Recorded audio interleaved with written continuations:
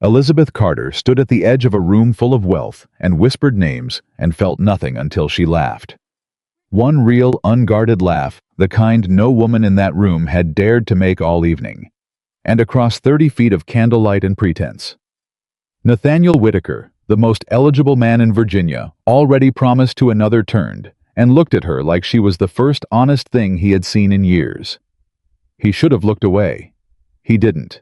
If that moment already has your heart, subscribe to our channel, follow this story all the way to the end, and drop a comment telling us what city you're watching from.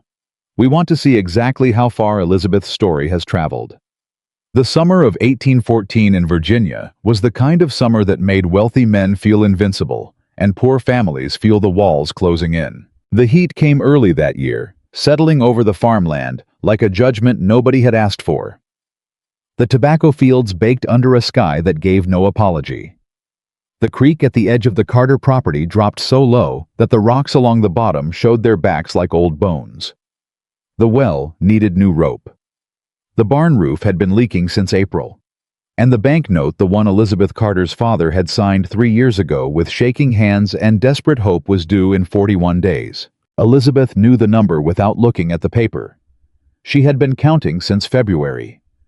She was standing at the fence line of the south field when her younger brother Thomas rode up hard from the direction of the main road, pulling his horse to a stop with more drama than the news probably deserved. "They're hosting a gathering at Whitaker land," he said, breathing like he'd been chased. "Saturday evening. Mother says we're going." Elizabeth did not turn around. "We're not going," she said. "Mother already accepted." She turned around then. Thomas had the particular expression he always wore when he had already lost an argument but hadn't admitted it yet. Jaw-set eyes avoiding hers, shoulders pulled up like a man bracing for impact. "Thomas," Elizabeth said very quietly, "we have 41 days before the bank takes this farm. We do not have time to attend gatherings at Whitaker Estate. Mother says it's important. She says people with money need to see us as people, not just debtors." Elizabeth looked at him for a long moment. Then she looked back at the south field. "Tell Mother I'll think about it," she said, which was the closest she ever came to saying no without actually saying it, because Margaret Carter had not survived 30 years on this land by accepting no for an answer. And Elizabeth had learned early that some battles cost more than they were worth. She thought about it all through the afternoon. She thought about it while she repaired the fence post that had been leaning since March. She thought about it while she tallied the week's accounts in the small ledger she kept in the top drawer of her father's old desk. Her desk now, technically, since Franklin Carter had been gone 2 years, and someone had to sit in the chair and make the numbers tell a story that wasn't pure disaster. She thought about it while she made supper, while she listened to her mother talk about the Whitaker family, with the particular reverence that poor people reserved for the genuinely wealthy, and while she lay awake that night, listening to the crickets and the distant sound of the creek that was still too low and still refusing to apologize for it. The Whitakers owned half the county, practically speaking. Nathaniel Whitaker, the eldest son, the one who actually ran everything now that his father had passed, was the kind of man that Virginia built stories around. 38 years old, never married, which people found suspicious and interesting in equal measure. He had taken his father's estate at 26, when most young men were still learning how not to lose money, and he had not only kept it, he had expanded it. 3 additional parcels and, in 12 years.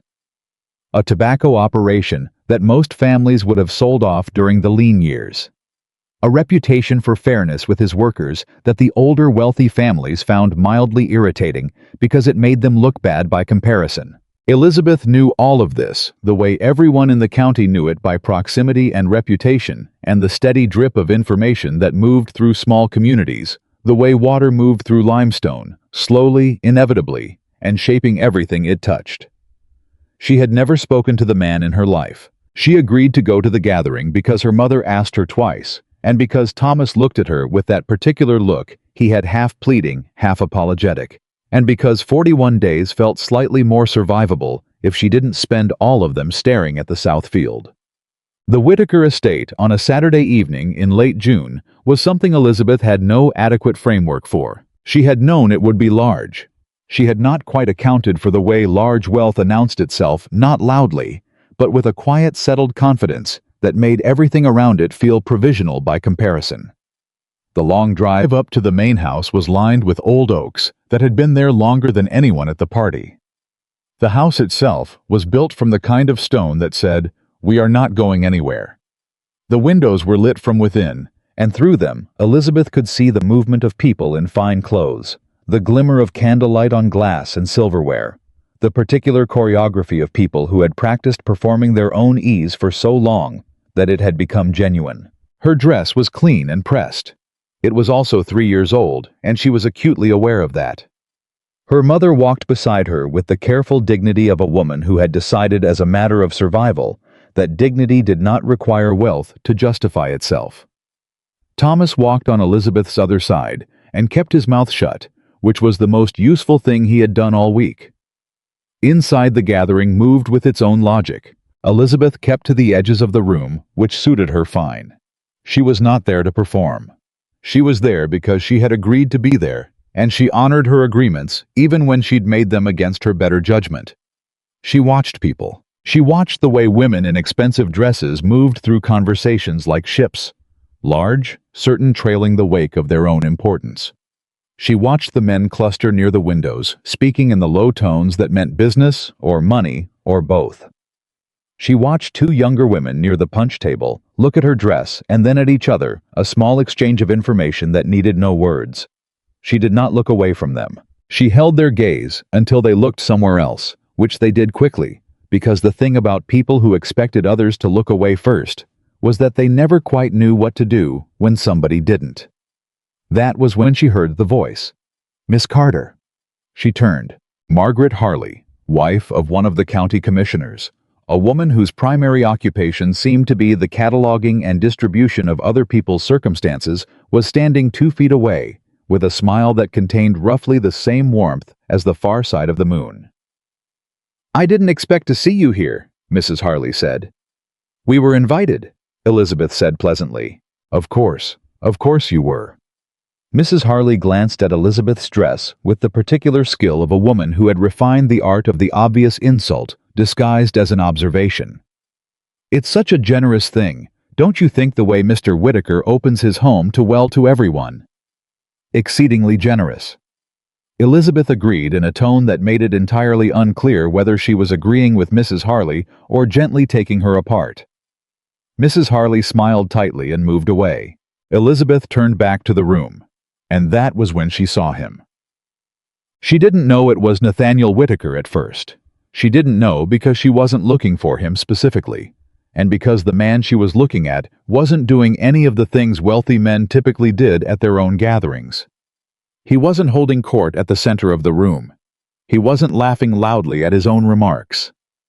He was standing near the far doorway, slightly apart from the nearest cluster of guests, with a glass of something he wasn't drinking, and an expression that she recognized immediately because she had worn it herself approximately 40 minutes ago when she'd pulled up the drive. He looked like a man who was present at this gathering entirely against his preference. Then someone near Elizabeth said something she never remembered exactly what, only that. It was genuinely funny, an observation about the particular expression a horse makes when it realizes it's about to be asked to do something it doesn't want to do, and Elizabeth laughed.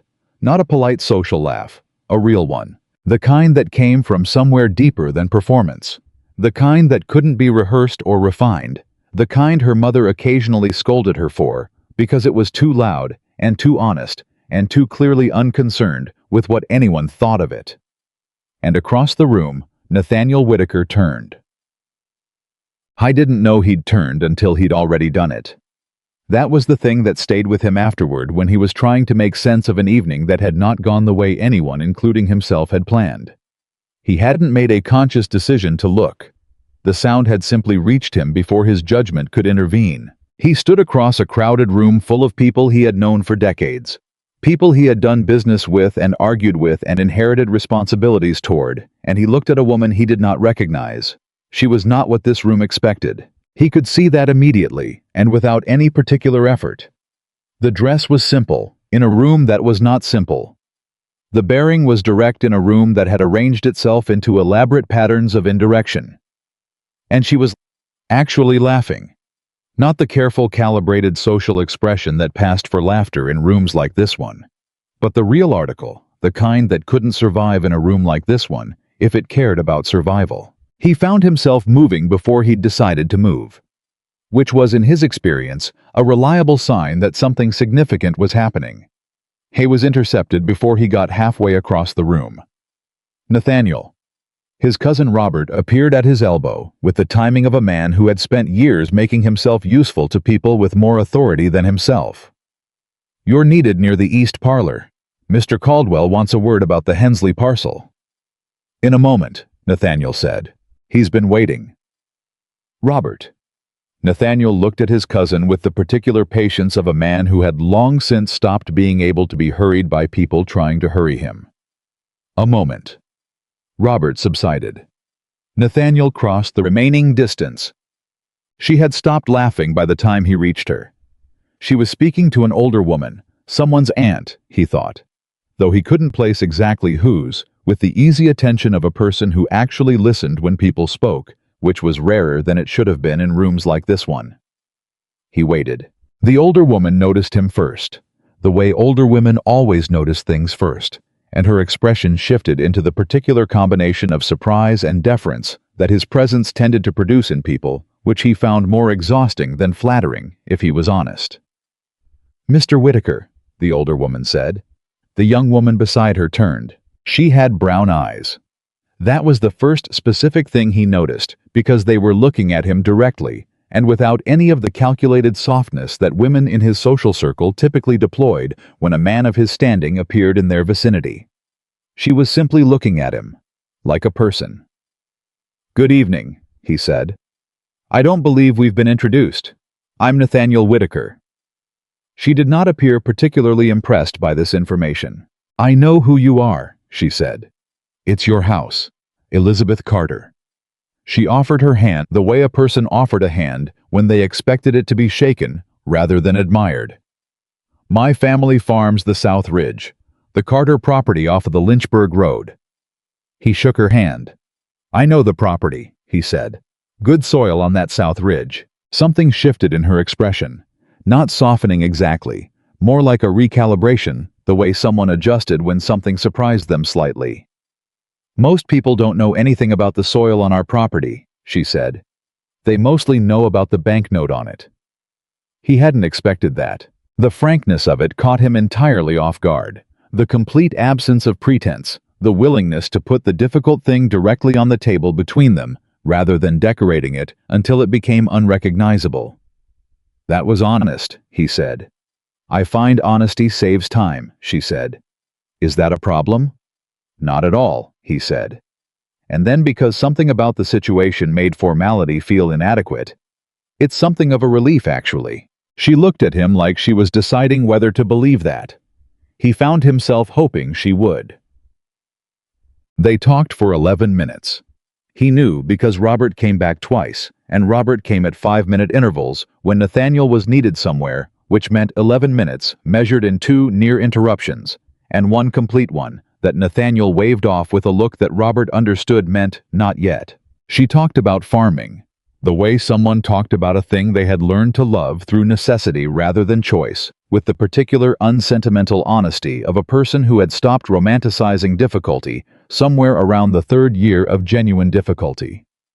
She talked about soil management and the problem with the creek level this summer, and the particular stubbornness of the tobacco plants in the East Field that seemed to have opinions about where they were willing to grow. He talked back. He talked about the Whitaker approach to drainage on the lower fields, which his foreman had developed 15 years ago, and which had been the difference between 2 bad harvests and 1 manageable one. He talked about the creek it fed from the same watershed. He'd been watching it too. He talked about the East Field problem, which was almost certainly a root depth issue rather than a soil quality one. She disagreed with him about the East Field. He argued back, and she held her ground with the quiet certainty of someone who had actually stood in the East Field and drawn conclusions from first-hand evidence rather than received opinion. He realized somewhere in the middle of this that he was enjoying himself. That was not something he could say about most evenings in rooms like this one. The third interruption came in the form of his mother. Adelaide Whitaker, at 62, was a woman who had perfected the management of her son's social life with the same rigorous attention she had once applied to managing his childhood, which was to say, comprehensively, strategically, and with the deep conviction that she knew what was best for him in ways that he consistently failed to appreciate. She appeared at Nathaniel's elbow with a smile that was warm on the surface and purposeful 3 layers underneath. "Nathaniel, dear." She placed her hand on his arm with the gentle firmness of a woman who had learned that guidance needed to be physical to be effective. "Caroline has been asking after you. You really should spend some time with her this evening." He did not move. "In a moment, Mother." "Caroline has come a considerable distance." "In a moment," he said, and looked at his mother with an expression that she recognized because she had taught it to him, and it meant, "I am not refusing, but I am not being redirected either." Adelaide looked at Elizabeth Carter. The look was brief practiced and contained an entire essay's worth of assessment delivered in approximately 4 seconds. "Miss," she began. "Carter," Elizabeth said. "Elizabeth Carter, of course." Adelaide's smile remained perfectly positioned. "How lovely that you could join us this evening." "It's a beautiful home," Elizabeth said. "You must be very proud of what your family has built here." Adelaide blinked. It was not the response she had been positioned to receive, and Elizabeth had delivered it with such complete sincerity that it was impossible to locate the edge of any challenge in it, even though Adelaide had the strong and professionally developed instinct that a challenge was present somewhere. "Thank you," she said, after a half-beat that lasted slightly longer than it should have. "Yes, well." She turned to Nathaniel. "Don't be too long, dear." She moved away. Elizabeth watched her go with an expression that Nathaniel could not entirely read. "Your mother is very skilled," she said. "She's spent 40 years managing outcomes," he said. "She's had time to practice." Elizabeth looked at him then. Really looked the way she had at the beginning, directly without the social furniture that most people kept between themselves and other people. "Caroline," she said. Not a question. "Caroline Harrington," he said. "From the Harrington family in Richmond. Our families have been—" He stopped. "There are arrangements, of a long-standing nature." "Are you in love with her?" He stared at her.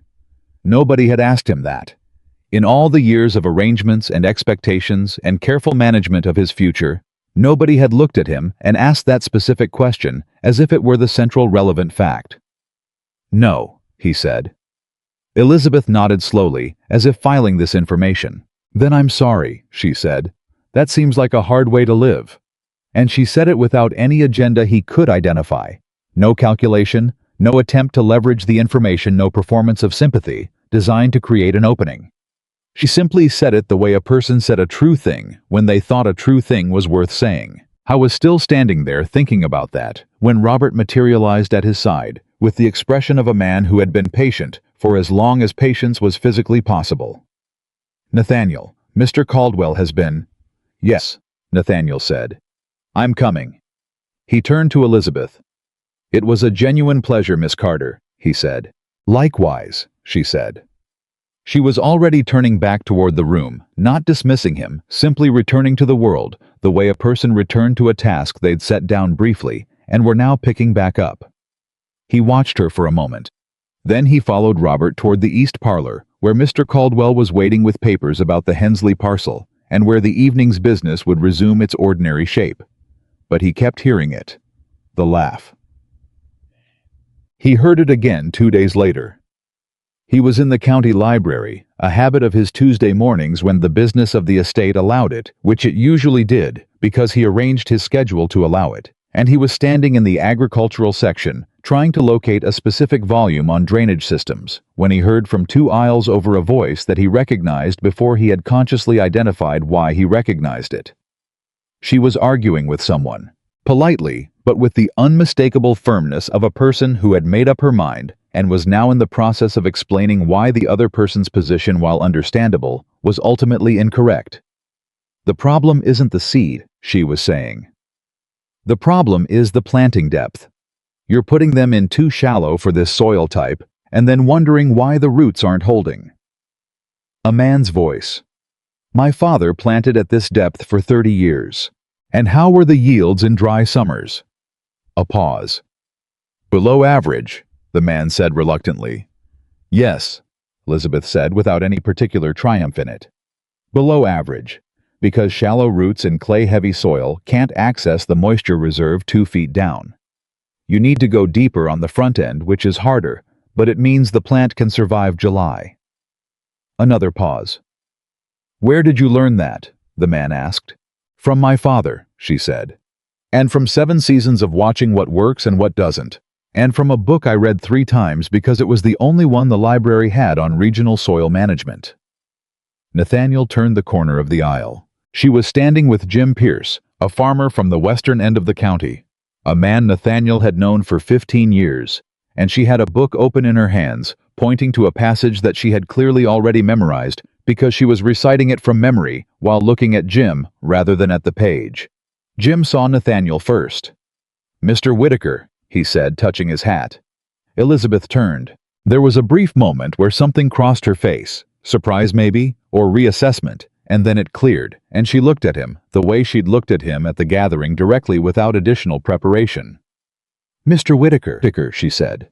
Miss Carter. He looked at the book in her hands. Morrow's Regional Soil Guide. I was looking for that. I'll be done with it shortly, she said, with no apparent intention of releasing it before she was done with it. Jim Pierce looked between them with the expression of a man who had just realized he had arrived at the middle of something he hadn't known was happening. I'll take that recommendation on the planting depth, Miss Carter, he said. Thank you kindly. He touched his hat again, nodded at Nathaniel, and made his exit with the quiet efficiency of a man with somewhere else to be. Nathaniel looked at Elizabeth.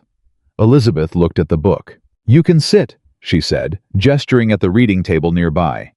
I'll share it. There are 2 relevant sections, and you probably want different ones than I do.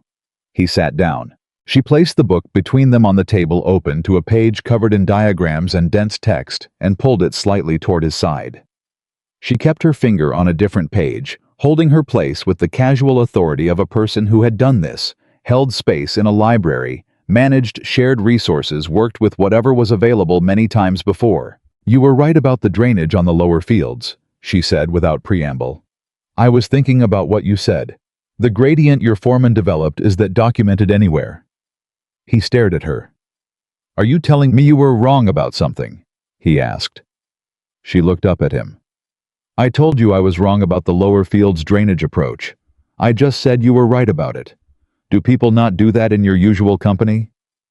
Not often, he said. That must make it very hard to improve anything, she said, and went back to her page. He found the section he needed. They sat across from each other for 40 minutes, reading and occasionally exchanging observations, disagreeing twice and agreeing more often than he'd expected. And he was aware with the particular clarity that important things sometimes carried that this was the most honest conversation he had had with another person in longer than he could easily calculate. Char. He came back the following Tuesday. She was already there. She looked up when he walked in, noted him with a brief nod that said she had not been surprised, and returned to her reading. He found a chair at a reasonable distance, not too close, which would have been presumptuous, not too far, which would have been dishonest, and opened the volume he'd brought from his own library, the one on regional agricultural history that he thought she might want to see. I brought this, he said, sliding it across the table. She looked at the spine. Something shifted in her expression, the same small recalibration he'd seen at the gathering, the one that happened when something caught her off guard in a way she hadn't prepared for. That's the Henderson survey, she said, from 1802. I've been trying to locate this for 2 years. I know. I asked at the library desk last week.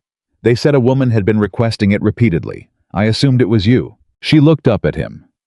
You brought this from your own library, she said. You needed it more than I did, he said. I've already read it. She was quiet for a moment. Then, thank you, Mr. Whitaker. Nathaniel, he said. And then, because that had come out more directly than he'd intended. We've been having the same conversation for 2 Tuesdays. It seems overly formal. She considered this. Elizabeth, she said. He nodded. They went back to reading. The third Tuesday, his mother found out. He didn't know how Adelaide Whitaker had a network of information that operated with the efficiency of a well-managed business, fed by servants and social acquaintances, and the particular attention that observant women paid to the movements of important men. But she knew, and she came to his study that evening with the expression of a woman who had prepared her remarks carefully. "I've heard you've been visiting the county library," she said. "I go every Tuesday," he said. "I've gone every Tuesday for 6 years. And spending time with Elizabeth Carter." He put down his pen. "We read in the same library," he said. "We occasionally discuss agricultural matters." Nathaniel. His mother sat down across from him with the careful deliberateness of a woman settling in for a serious conversation, not a passing one. "I understand she is perhaps a more interesting person than most of the young women in our circle. I don't doubt it. But interesting is not a sufficient basis for what?" he said. "For reading in the same library. You know what I mean." "I'd prefer you to say what you mean," he said, which was the sentence he'd been saying to his mother for approximately 20 years and which she had never once found charming. She took a breath. "The Harrington Agreement has been in place for 3 years," she said. "Caroline's family has conducted themselves with complete good faith. The match is, Nathaniel, it would be everything your father wanted for this family. The combined land holdings alone." "I know about the land holdings," he said. "Then you understand why." "I understand," he said quietly, "exactly what it is and exactly what it means." He looked at his mirror with the full attention of a man who had spent a long time managing his patience with the specific frustration of not being seen clearly by the people who thought they knew him best. "I also understand that I am 38 years old, and I have spent 38 years becoming whatever this family needed me to become. I would like to know at some point what I actually am when nobody is deciding that for me." His mother was silent. The silence was the kind that occurred when someone had been given more honesty than they had budgeted for. "She's not for you," his mother said finally. It was softer than her previous arguments, which made it more dangerous because soft things had a way of finding the places that harder things couldn't reach. "Not because of her character, but because this world doesn't work the way we wish it did. She would suffer for it. And so would you." He looked at his desk, at the pen he'd put down, at the ledger of accounts and responsibilities and inherited obligations that represented the shape of his life up to this moment. "Thank you, Mother," he said. "I'll think about what you've said." She rose. She paused at the door. "She seems like a remarkable woman," Adelaide said, and this part he thought was genuine. "In another life, perhaps." She left. He sat in the study for a long time after she was gone. He thought about Elizabeth Carter, standing in a library aisle, explaining planting depth to a man who hadn't asked for her opinion, but had needed it.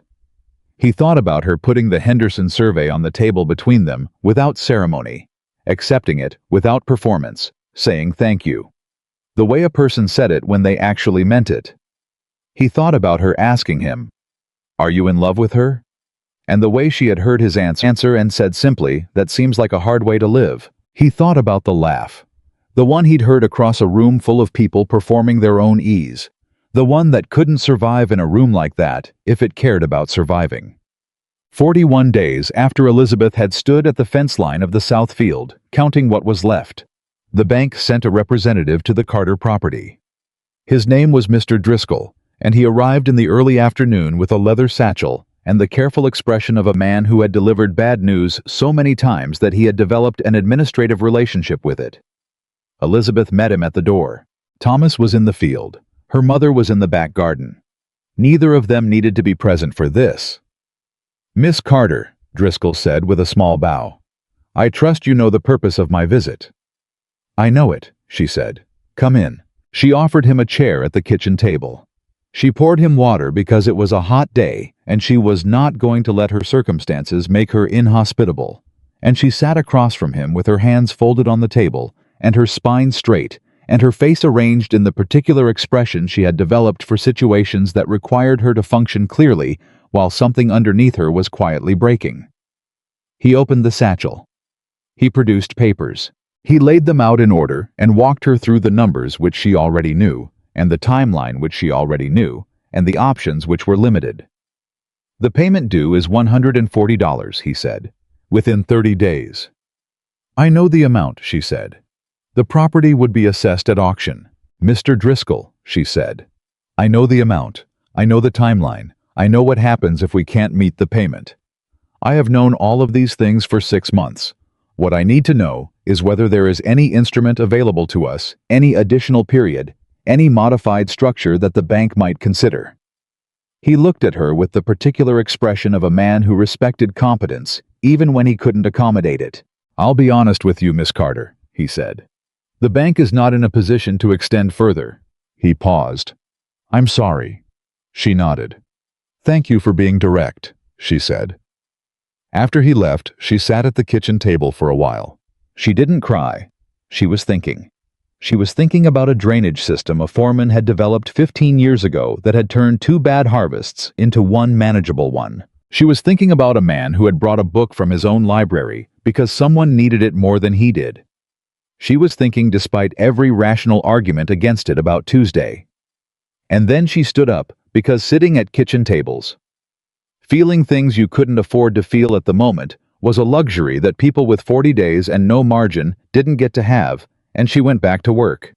She went on Tuesday anyway. Elizabeth told herself it was because the Henderson survey had a second volume she hadn't finished, and that was true enough to hold up under casual inspection. She told herself it was because the library was on the way to the feed store, which was also true, technically, if you were willing to define "on the way" generously. She did not tell herself the real reason, because the real reason was the kind of thing that didn't benefit from being said out loud, even to yourself when you had 40 days left on a banknote and a family depending on you to keep your head arranged in a practical direction. She arrived at the library at 9:30. He was already there. He looked up when she walked in, and something in his expression settled the way a thing settles when it was braced for uncertainty and finds instead what it was hoping for. He didn't say anything. He simply nodded the way people nodded when words were less efficient than acknowledgement, and went back to his reading. She sat down across from him.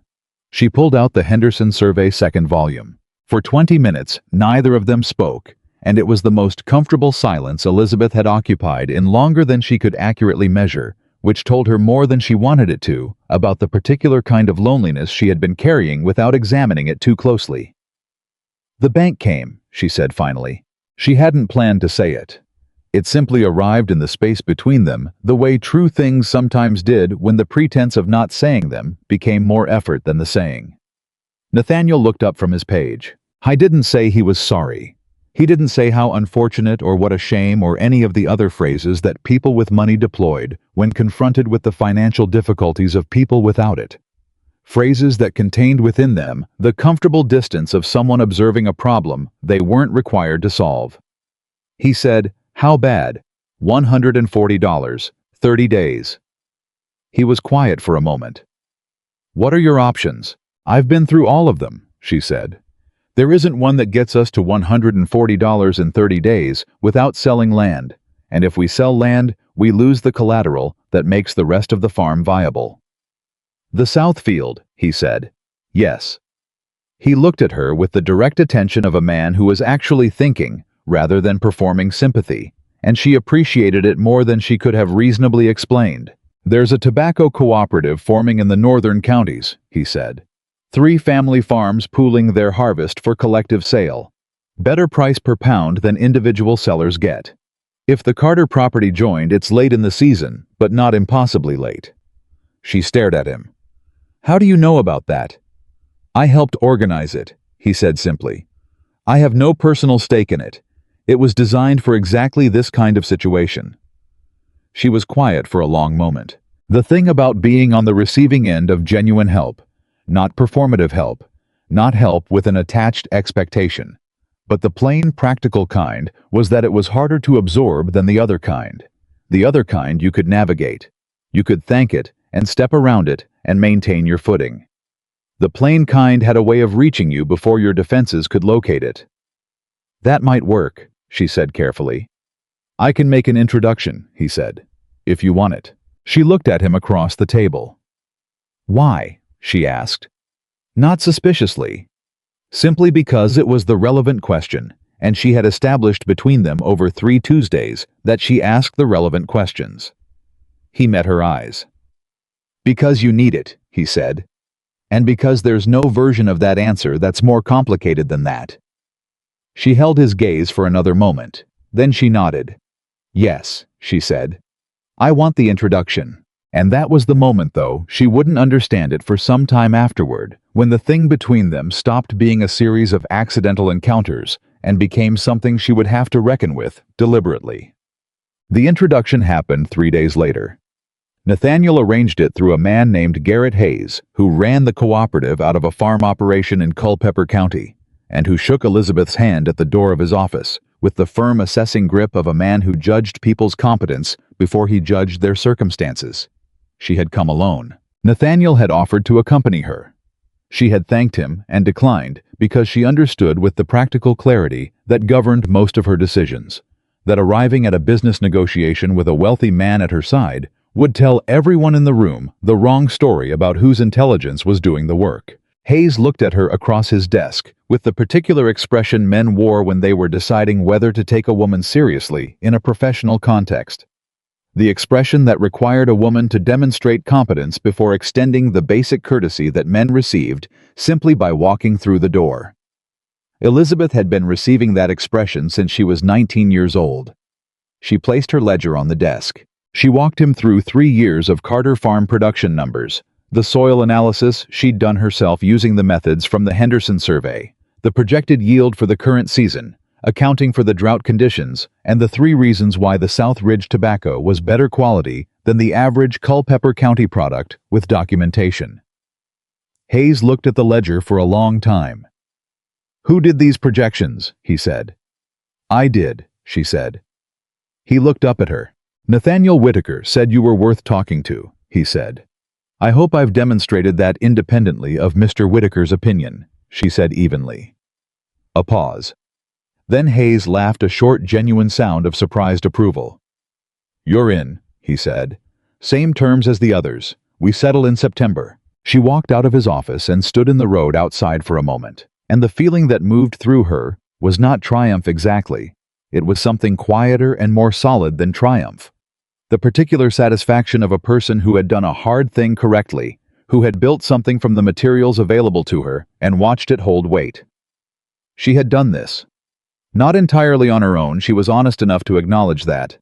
But she had done the part that mattered. She went home and told her mother, who put her hands over her mouth and sat down heavily in the kitchen chair, and told Thomas, who grabbed her by the shoulders and said, "Elizabeth, you absolute wonder of a human being," which was the nicest thing her brother had said to her since they were children.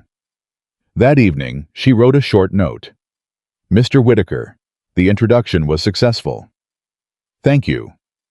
E. Carter." She did not add more than that, because more than that was territory she hadn't decided how to navigate yet.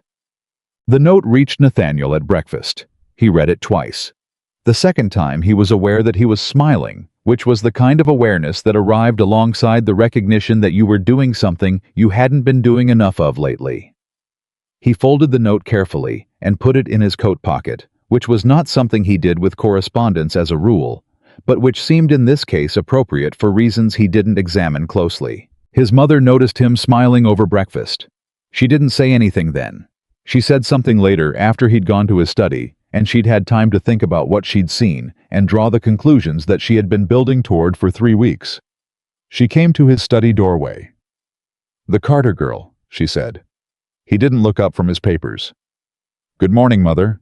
"It was a good morning 2 hours ago," she said, coming in and sitting down with the deliberate calm of a woman who had decided that direct engagement was preferable to continued observation. "Nathaniel, I need you to hear me." He put the papers down. He looked at her. She was 62 years old, and she had managed this estate, this family, and this son through the death of her husband. 3 financial crises, and 20 years of social obligations that would have flattened most people, and she deserved to be heard, even when what she was about to say was going to be something he didn't want to hear. "I'm listening," he said. "Caroline Harrington is coming to visit next week," she said. "Her mother is accompanying her. This was arranged 4 months ago, and I expect you to be present and to conduct yourself in a manner that honors the agreement our families have made." "I'll be present," he said. "And I need you to understand," she continued with the particular emphasis of a woman pressing on a point she was not sure she was reaching, that whatever is happening with Miss Carter, it must not proceed to a place where it becomes public knowledge. The damage to her would be real, Nathaniel. Whatever you think of the arrangement with Caroline, whatever you feel about your own situation, the gossip in this county is not kind to women who get attached to men they have no claim to. I was quiet, because she was right. That was the infuriating thing. She was completely right, and the rightness of it sat in his chest like a stone. "I understand," he said. "Do you?" she asked. Not cruel, just precise. "Because I'm not certain you do. I'm not certain you understand how quickly it moves the talk and how little it cares about fairness or accuracy. One person sees you together at the library twice. One comment at the right dinner table. And Miss Carter becomes the woman who made herself available to a man above her station. That is not a reputation that washes off." The stone in his chest got heavier. "I understand," he said again. This time she seemed to believe him. She rose. "She seems like a good woman," Adelaide said at the door. "Genuinely, I mean that. But good women deserve protection, not exposure. Remember that." She left him with that, and the stone, and the note in his coat pocket, and the particular misery of a man who could see exactly how the walls were arranged, and could not find a door in any of them. Caroline Harrington arrived on a Wednesday. She was 26 years old, tall, elegantly composed, and precisely the woman that Nathaniel's life had been building toward. She was not unkind. That was important to understand. Caroline Harrington was not a villain in anyone's story, including this one. She was a woman who had been raised to fill a particular role, and who filled it with genuine grace and a warmth that was real if somewhat structured. She sat across from Nathaniel at dinner and spoke about Richmond and her family's new property and the arrangements that were being considered for the autumn social season. And Nathaniel listened and responded appropriately and felt the entire time like a man watching his own life from a moderate distance. After dinner, her mother and his mother retreated to the parlor with the deliberate tact of women clearing the field for a conversation they had both been managing toward. Caroline and Nathaniel walked in the garden. It was a warm evening. The fireflies had come out. "You've been quieter than I remembered," Caroline said after a while. He looked at her. She was looking at the garden with a small, thoughtful expression that was more honest than her dinner conversation had been. In private, he suspected Caroline Harrington was somewhat more real than she was permitted to be in public, and the glimpse of that reality made him feel briefly and painfully something like genuine regret. "I've had things on my mind," he said. "The estate, among other things." She was quiet for a moment. "Nathaniel," she said, and then stopped and seemed to rearrange whatever she'd been about to say into something safer. "I hope you know that I have no illusions about this arrangement, about what it is and what it isn't." She paused. "I'm not asking for more than what's reasonable. I'm simply asking to be treated honestly." He stopped walking. She stopped too. He looked at her, really looked the way he looked at people when he was trying to understand what they actually meant underneath what they were saying. "You deserve more than reasonable," he said. Something shifted in her face. It was a crack in the composed surface, a glimpse of something underneath it that was sad and tired and more self-aware than anyone had given her credit for. And then it was gone. "Perhaps," she said quietly, "but reasonable is what I've been offered." She looked at him steadily. "And I believe I can tell the difference between a man who is undecided and a man who has already decided." She tilted her head slightly. "You've already decided, haven't you?" It was not entirely a question. He didn't answer. Which was, of course, an answer. Caroline nodded slowly, as if confirming something she had suspected for longer than this evening. She looked out at the garden for a moment, and whatever she was feeling, and he thought she was feeling more than she would show him, because she was a woman who had learned to keep the depth of her own feelings in a private place she kept to herself. "I hope she's worth it," Caroline said finally very quietly. "Whatever you're thinking about." She met his eyes. And I hope you're brave enough to do something about it. Because a man who is too careful with his choices ends up with the life that was chosen for him. And that's a very long time to live with. She walked back toward the house. He stood in the garden for a long time. The fireflies moved through the dark around him, indifferent and unhurried. The next Tuesday, he went to the library. Elizabeth was already there, as she always was. She had a new set of papers spread across the table. Crop yield projections he saw updated with the cooperative's purchasing terms, recalculated in her careful, precise handwriting. She looked up when he came in. She took one look at his face and put her pen down. "Sit down," she said. He sat. She waited. "I didn't know how to begin, so he began with the true thing, because that was what you did in this library, at this table with this woman." "The Harrington family was here this week," he said. "I heard," she said. He looked at her. "From who?" "From Mrs. Harley, who told Mrs. Pierce, who told my mother, who told me over breakfast," with a tone of voice she thought was neutral, but wasn't. Elizabeth folded her hands on the table. Her voice was completely steady. "It's a small county, Nathaniel." He was quiet. "And?" he said. She held his gaze for a moment, with the directness that was as natural to her as breathing. "And nothing," she said. "You have obligations. I understand obligations." Something moved briefly across her face.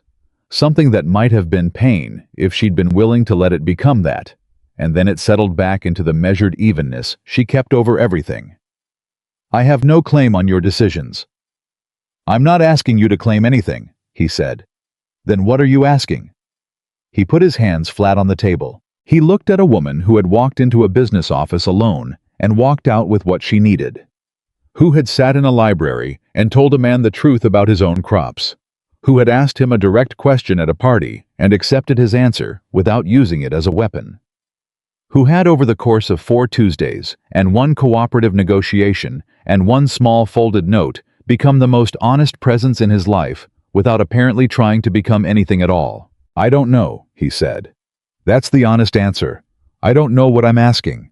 I only know that I come here on Tuesdays and I read badly because I spend most of the time thinking about what you said the week before, and I go home and I sit in my study, and I am more certain every single week that the life my family has arranged for me is going to be the right life for everyone involved except the person who has to live it." Silence. Elizabeth looked at him for a long moment. "Nathaniel," she said, and her voice was quiet, but not gentle. "Exactly. It was careful, the way you were careful with something fragile that mattered. I need to tell you something, and I need you to hear it plainly." "Go ahead," he said. "I like you," she said. "I think you're a good man. I think you're a better man than the life you're living is allowing you to be. And I think—" She stopped briefly, and then continued with the kind of steadiness that cost something to maintain. "I think that if you were a farmer's son, or a school teacher, or anyone in the world who didn't carry what you carry, this would be simple." She looked down at the papers on the table for just a moment. "But you are who you are, and I am who I am, and what's simple in theory gets very complicated in a county where your name is on half the land, and my family's name is on a banknote that comes due in 3 weeks. Elizabeth, let me finish." She looked up again. "I will not be the reason you lose what your father built. I will not be a scandal in your life. That is not who I am, and it is not what I want." She held his gaze with the particular steadiness of a woman who had made a decision she had thought through completely. "So what I need from you is honesty. Not feelings. I can manage feelings. Honesty. What are you actually going to do?" He looked at her. The question sat between them on the table, like the most important document either of them had ever been asked to sign. And before he could answer it, before he could put into words, the answer that was forming somewhere underneath all the careful management and inherited obligation, and 38 years of becoming what others needed, the library door opened. Mrs. Harley walked in. She stopped when she saw them. She looked at Nathaniel. She looked at Elizabeth. She looked at the table between them, at the papers, the shared book, the leaning forward posture of 2 people in the middle of something serious. She smiled. It was the kind of smile that meant the information had already been filed, and the distribution would begin shortly. "Mr. Whitaker," she said warmly. "What a pleasant surprise. And Miss Carter, how lovely." Elizabeth picked up her pen. She looked at Mrs. Harley with complete unrattled calm. "Good morning, Mrs. Harley," she said. "Are you looking for something in the agricultural section? I can point you in the right direction." Mrs. Harley's smile flickered. No, she said. "Just browsing." She moved toward the shelves with the particular purposeful casualness of a woman who was staying within earshot. "Don't let me interrupt." Elizabeth looked at Nathaniel across the table. Her eyes said, "The answer to your question just walked through the door." He understood. He understood completely and with a terrible settling clarity. Exactly what she meant, that the conversation they were having could not continue here, or in any public space, or anywhere that Mrs. Harley or anyone like her might position herself within range of. He looked down at the table. He said in a voice that Mrs. Harley could certainly hear, "I believe the second volume of the Henderson survey has the drainage tables you were asking about, Miss Carter. I'll have it sent over from the estate library." Elizabeth nodded. "Thank you, Mr. Whitaker," she said in the same register. He rose. He touched his hat. He walked out of the library, and he spent the entire ride back to the estate working out the precise dimensions of the cage he was in. The talk started within the week. He heard it from Robert first, who told him with the slightly pained expression of a man delivering bad news he genuinely didn't want to deliver. "People are saying you've been spending time with the Carter girl," Robert said. "At the library, regularly." "People are correct," Nathaniel said. "We've been there at the same time." "Nathaniel." Robert looked at him with the exasperation of genuine affection. "You know how this works. It doesn't matter what actually happened. It only matters what it looks like, and right now, it looks like a wealthy man with a standing arrangement with one family has been seeking out a young woman from a different background. In the library. Alone. Repeatedly. We weren't alone. It's a public library. You know what I mean." He did. "What are they saying about her?" he asked. Robert hesitated, which was its own answer. "Tell me," Nathaniel said. Robert exhaled. "That she's clever, that she knew what she was doing, that women like her." He stopped. "I'm not saying I believe it. I'm telling you what's being said." Nathaniel was quiet for a very long moment. "Women like her," he said. Very flat, very controlled. "Nathaniel, women like her," he said again, "managed a failing farm for 2 years after their father died. Negotiated a place in a cooperative that's going to save her family's land. Spent every Tuesday I have ever seen her in a library studying agricultural management, because the library was the only place she could access the information she needed." He looked at Robert with the particular stillness of a man who had reached the edge of his patience and was aware of it. "That is the woman being discussed." Robert was quiet. "I know," he said. "Does it matter?" Nathaniel said. "In these conversations, does what she's actually like matter to anyone?" Robert didn't answer, which was again the answer. Elizabeth heard it from her mother on a Thursday morning. Margaret Carter sat down at the kitchen table with the careful deliberateness of a woman who had been thinking about what she was going to say for long enough that she wanted to say it correctly. "People are talking about you," she said. Elizabeth continued setting the table. "People talk about everything," she said. "Elizabeth." Her mother's voice was not sharp. It was something worse. It was worried. The worry of a woman who had survived hard things and recognized the shape of another hard thing coming. Mrs. Pierce's daughter told her that people are saying you've been making yourself visible to Nathaniel Whitaker. At the library. Elizabeth set down the plates. "I've been going to the library," she said. "On Tuesdays. He goes on Tuesdays. We've spoken." "More than once. 5 times, she said. In a public building." Her mother looked at her for a long moment with the specific look that mothers kept for the moments when they could see something their children weren't ready to see yet. "Baby," she said, and she hadn't called Elizabeth that in years. "I need you to be honest with me. Not practical, not reasonable. Honest. What is happening? Elizabeth sat down. She sat down across from her mother and put her hands on the table and looked at them for a moment, and then she looked at her mother, who had worked this land for 30 years and raised 2 children and buried a husband and was still sitting at this table every morning making breakfast, and who deserved the truth. I don't know, Elizabeth said. Her mother absorbed this. Is he a good man? Margaret asked. Yes, Elizabeth said without hesitation. Does he know what he's doing? What it means? I think, Elizabeth said slowly, that he's beginning to understand it. And you, her mother said. Do you understand what it means for you? If this becomes something, and then it becomes nothing, there's no middle ground for women in your position. Elizabeth, if he chooses the Harrington girl after you've been seen together, after people have been talking, you become the woman he chose not to pick. And that's a story that follows you. Elizabeth was quiet. She was thinking about a man sitting across a library table asking her, what are your options, with the straightforward attention of someone who is actually trying to solve a problem rather than offering comfort. She was thinking about a book brought from a private library because someone needed it. She was thinking about a note she had written and kept short on purpose to protect both of them. I know, she said. Then what are you going to do? Elizabeth looked at her mother. I'm going to finish what I started, she said. I'm going to meet the cooperative payment and keep this farm and do what I set out to do. And I'm going to let Nathaniel Whitaker make his own decision like an adult because that's what he is, and it's not my job to manage it for him. And if the decision goes the wrong way... Elizabeth lifted her chin, not defiantly, just steadily. Then I'll handle that too, she said. Same way we handle everything else. Margaret Carter looked at her daughter for a long moment. Then she reached across the table and covered Elizabeth's hand with hers. She didn't say anything more.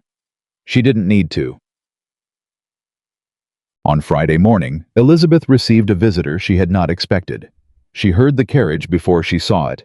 Expensive wheels on the dirt road made a different sound than the working horses and farm carts she was accustomed to, and she was at the fence line of the east field when Adelaide Whitaker's carriage came to a stop at the Carter property gate. Adelaide stepped out alone. She walked to the fence line with the deliberate composure of a woman who had decided something and was not second-guessing it. Elizabeth watched her come. She did not move toward her. She did not move away. She stood at the fence line with her working gloves still on her hands and waited because Adelaide Whitaker had come to her property of her own accord, and that meant Adelaide Whitaker had something to say, and Elizabeth had enough respect for people who said things directly to their intended recipients to give her the courtesy of a rival. Adelaide stopped 2 feet away. She looked at Elizabeth with the same brief assessing look she'd given her at the gathering. Except this time, Elizabeth thought it was less about assessment and more about recognition. As if Adelaide had been thinking about what she saw and had arrived at a conclusion. Miss Carter, she said. Mrs. Whitaker, Elizabeth said. A pause. I'm going to say something to you directly, Adelaide said. I find that direct conversations, while uncomfortable, produce better outcomes than indirect ones. I hope you'll hear me in the spirit it's intended. I'll do my best, Elizabeth said. My son, Adelaide began, and then stopped. And for the first time Elizabeth saw something beneath the composed surface of Adelaide Whitaker. Something that was not management or strategy, but was simply a mother worried about her child in the way that went deeper than social arrangements. My son has been carrying this family's expectations since he was 26 years old. He has never, not once in 12 years, put his own wants ahead of what was needed. I say this not to ask for sympathy for him, but because I want you to understand that what you're seeing is a man who genuinely does not know how to want something for himself. Elizabeth said nothing. And now he does, Adelaide said. And She stopped again, composed herself. I am not asking you to withdraw. I am not asking you to protect his reputation or mine or Caroline Harrington's. I am asking you to be certain, because he will follow where you lead, Miss Carter, whether you know you're leading or not. And if you lead him somewhere and then decide you can't sustain it, the wreckage will be real. For everyone. Elizabeth held Adelaide Whitaker's gaze. She held it for a long, quiet moment, long enough to understand that the woman in front of her was not her enemy, was not even particularly her obstacle, but was simply a mother trying to protect something she loved with the only tools she had. "Mrs. Whitaker," Elizabeth said carefully, "I am not leading your son anywhere. I have not asked him for anything. I have not made him any promises or given him any expectations." She paused. "But I will tell you what I told him. I believe in honesty. I believe the truth saves time. And the truth is that I don't know how this resolves. I only know that I have not behaved dishonorably, and I don't intend to."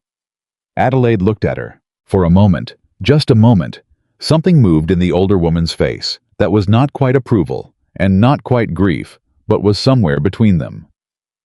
"No," Adelaide said quietly. "I don't suppose you have." She straightened. "I apologize for coming unannounced. It was presumptuous." "It was honest," Elizabeth said. "I appreciate honest even when it's uncomfortable." Something flickered at the corner of Adelaide's mouth. Not quite a smile, but close. She returned to her carriage. Elizabeth watched it roll back down the road toward the Whitaker estate, and she stood at the fence line of the east field for a long time after it disappeared. Then she pulled off her right glove one finger at a time, and she let herself feel for exactly 60 seconds the full weight of what was happening to her. The 60 seconds ended. She put the glove back on, and she went back to work. The cooperative payment came through on a Tuesday. Garrett Hayes sent a rider with the confirmation letter and a bank draft for $63, not the full $140, but enough combined with what Elizabeth had managed to set aside from the summer's early harvest sales to make the number work. She stood at the kitchen table and did the arithmetic 3 times, not because she didn't trust her own calculation, but because good news had a way of feeling fragile until you'd verified it from multiple angles. It held. Every time it held. Thomas came in from the field, and she handed him the letter without a word, and he read it and sat down in the nearest chair, like his legs had simply decided the crisis was over and stopped being required.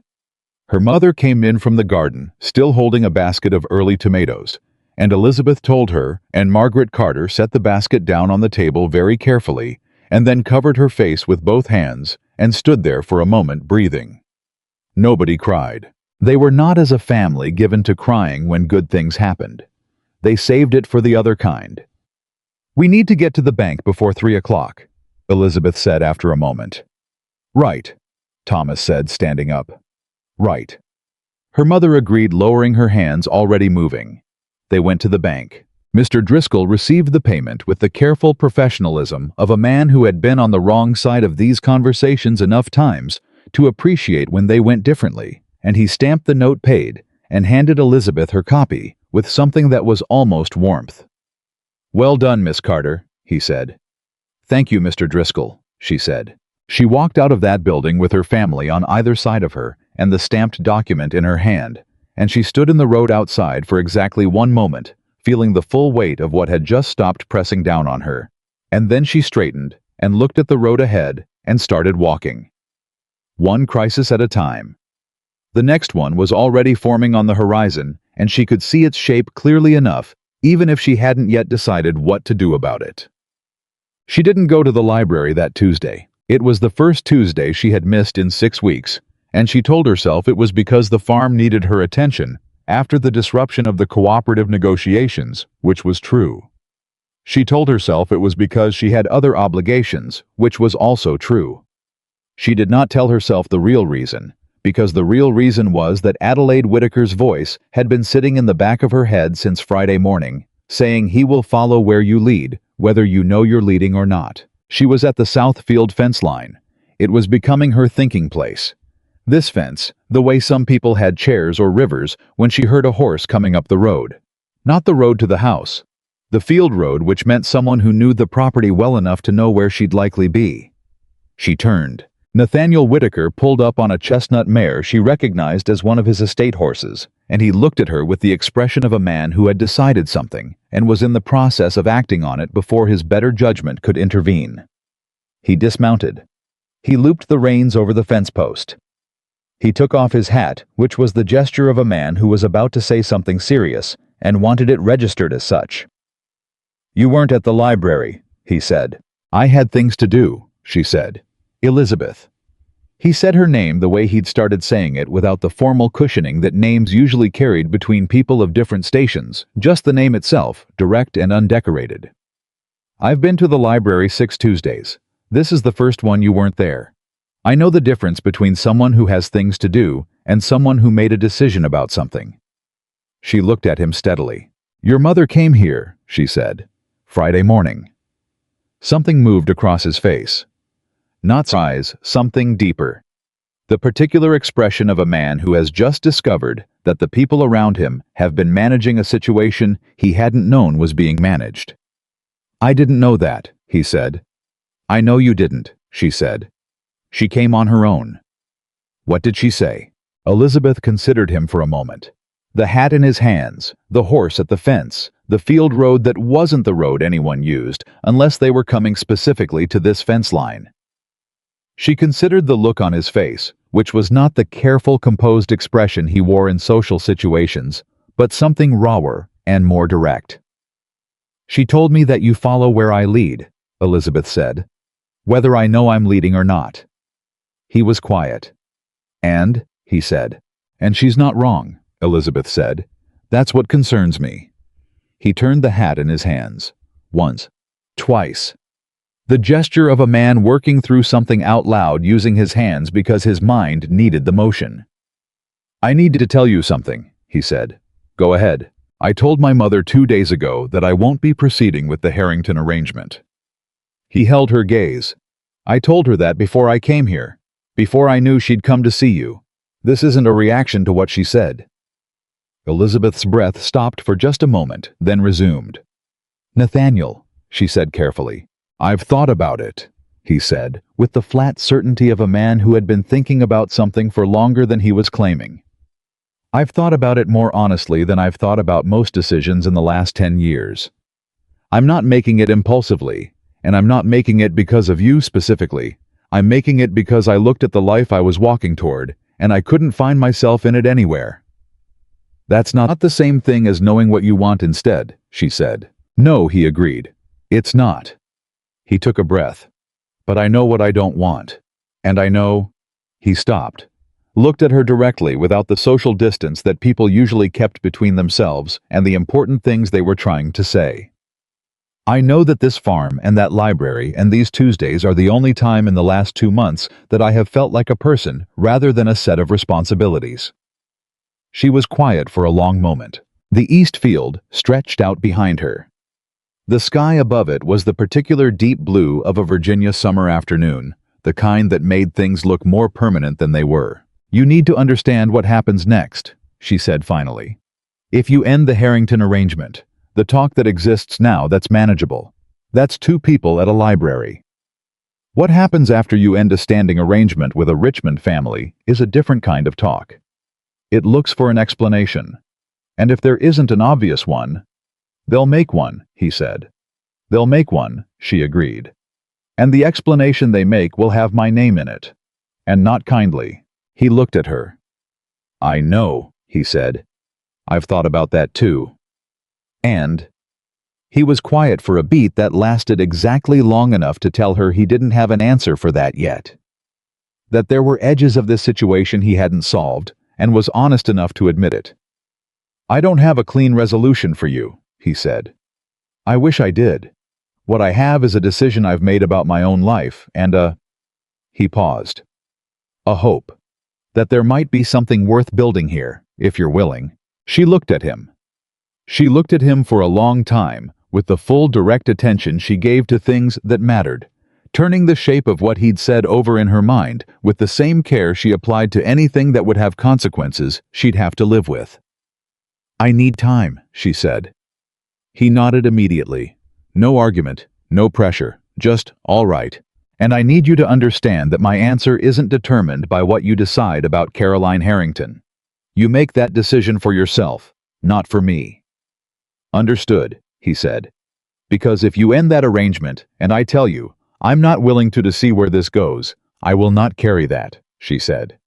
"That will not be my weight to bear." "It won't be," he said simply. "That decision is mine regardless."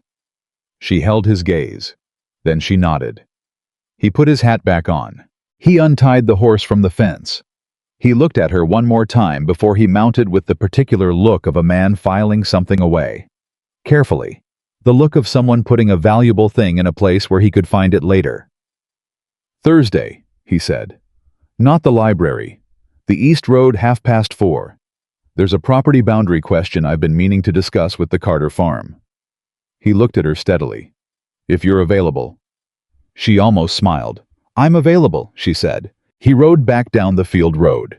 She stayed at the fence line. She put both hands on the top rail and leaned into it slightly, the way you leaned into something solid when you needed to feel the weight of reality against your palms. Lord, she thought. Lord, what am I doing? But she knew the answer. She was doing exactly what she'd always done, moving toward the thing that mattered. The letter arrived the following morning. Not from Nathaniel, not from Hayes or the cooperative or the bank, from Richmond, the Harrington family's solicitor. A man named Walter Cobb had written to Nathaniel formally, and with the particular chilled precision of a legal letter, whose true purpose was to establish a record, and somehow the details of how were unclear and would remain.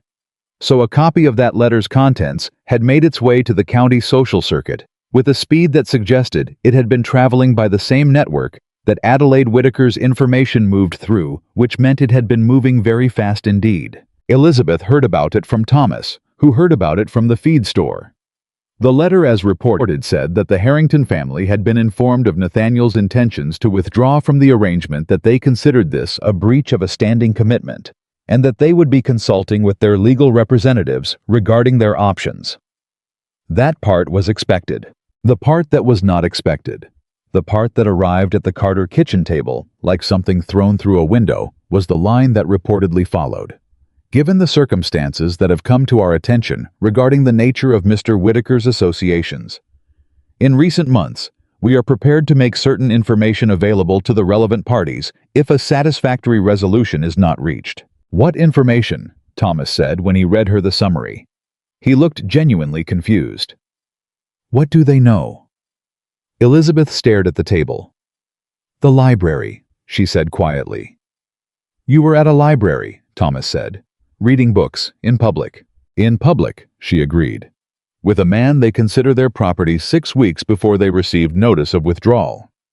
She was very calm. She was calm the way water went calm before it became ice, nothing. They're going to say I was the reason, that I deliberately... That's absurd, Thomas said. Anyone who knows you, anyone who knows me, she said, is not the audience for this. The audience for this is everyone who doesn't. Thomas stared at her. Elizabeth, he said, what do we do? She looked at him across the kitchen. Her younger brother, who still had her father's eyes and her mother's chin, who had been working that field beside her for 2 years without complaint, and who was looking at her now with the complete, unguarded trust of someone who had never stopped believing she could figure things out. She picked up her pen. We write a letter, she said. To who? To Nathaniel, she said.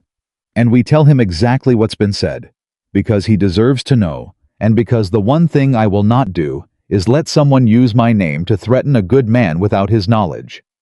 She wrote it in 20 minutes. She did not soften it. She wrote, the Harrington solicitor's letter is being discussed publicly. The suggestion, as I understand it, is that our association was deliberate on my part, designed to disrupt their arrangement. I want you to know this before anyone else tells you, and I want you to know my position plainly. I will not hide from what I've done honestly, but I will also not be made into something I am not. Handle your obligations as you see fit. E. Carter. Thomas took it to the Whitaker estate himself. I was back in 2 hours. He handed her Nathaniel's response, which was a single sheet in a handwriting that was precise and controlled, and had clearly been written by a man who was very angry and was managing it carefully. It said, don't hide anything. Don't retreat. I'll handle Cobb. N. Whitaker.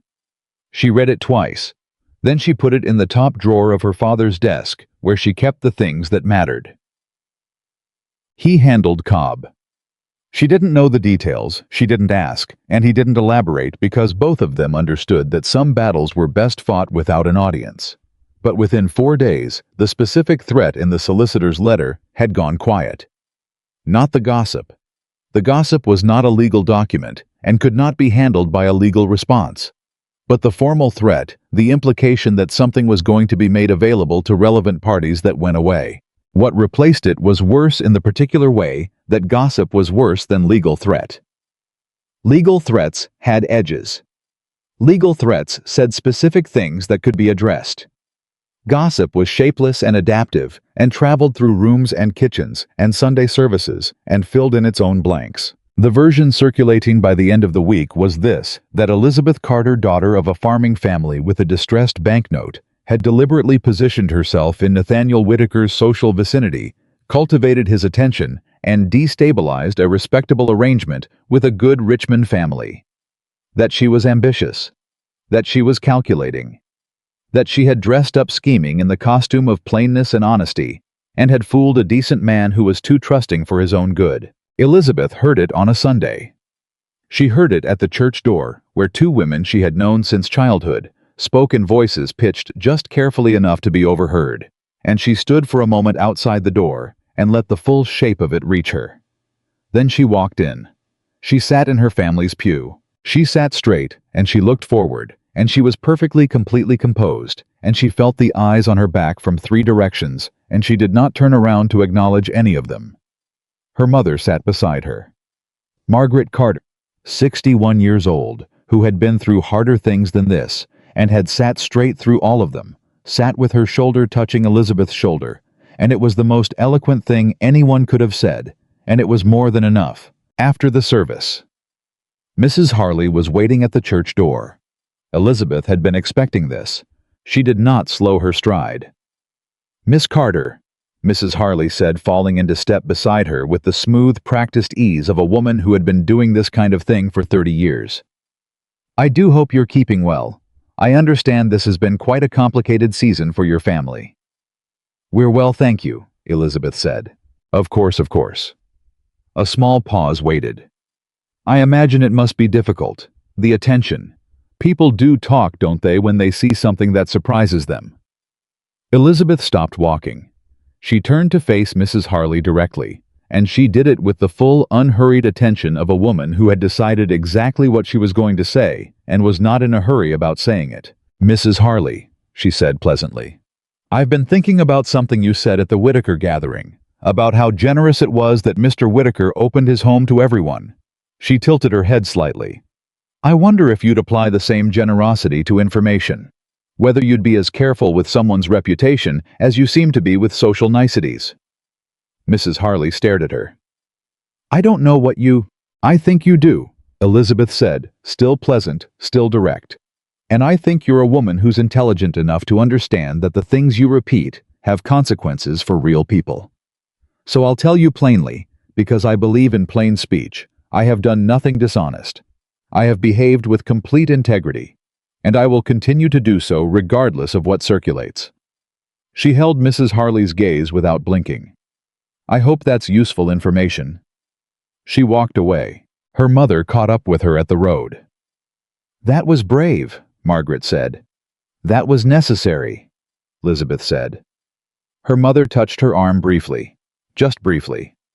"Same thing," Margaret said.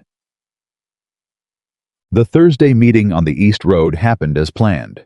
It was a real boundary question.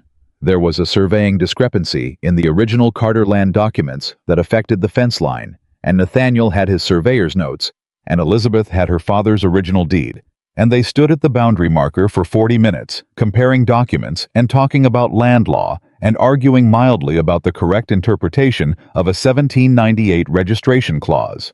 The argument was resolved in Elizabeth's favor. She accepted this without triumph, only the quiet satisfaction of a woman who had been right about something she'd been right about for 3 years. "Your father knew what he was doing," Nathaniel said, looking at the deed. "He always did," she said. "He just ran out of time to do all of it." A silence different from the library silence. This one had the open sky above it and the sound of the property around them. And it had the particular quality of a silence between two people who had moved past the part where they were managing their conversation and into the part where they were simply existing in each other's company without effort. "I heard what happened Sunday," he said. "The church door," she said. "Yes, I'm sorry," he said. And the simplicity of it, not the elaborate apology, not the performance of guilt, just the plain statement, was the right thing. "You didn't put the words in anyone's mouth," she said. "No, but my situation did." She was quiet for a moment. "Nathaniel," she said, "can I ask you something directly?" "Always," he said. "When you ended the Harrington arrangement, what did your mother say?" He was quiet for a beat. "She said," he began slowly, "that she had raised me to be responsible, and that she hoped I understood the difference between responsibility and sacrifice." He paused. "And then she didn't say anything else for 2 days. And now? And now she—" He stopped, looked at Elizabeth with the particular expression of a man who was slightly surprised by the thing he was about to say. "She asked me to bring you to dinner." Elizabeth stared at him. "Your mother asked." "Thursday next week," he said. "Family dinner, small. She wants to meet you properly." He held her gaze. "She said, and I am giving you her exact words, that she had been managing my life for 12 years, and that she had earned the right to meet the woman who was apparently better at it." Elizabeth laughed. It came out before she could think about it, the real one, the one from the gathering, the one that didn't stop to check who was watching. Nathaniel watched her laugh, and something in his face did what it had been doing since the first time he'd heard it across a crowded room. It settled. It settled the way things settled when they found the right position. "That sounds like something she'd say," Elizabeth said when she'd recovered. "It's almost exactly what she said," he confirmed. She looked at him. "All right," she said. "All right, you'll come." "All right, I'll come," she said. "And all right to the rest of it. What you said at the fence. What you said you were hoping for." He was very still for a moment. "Elizabeth," he said carefully, "I want to be certain you understand that I'm not asking you to step into something uncertain and carry it alone.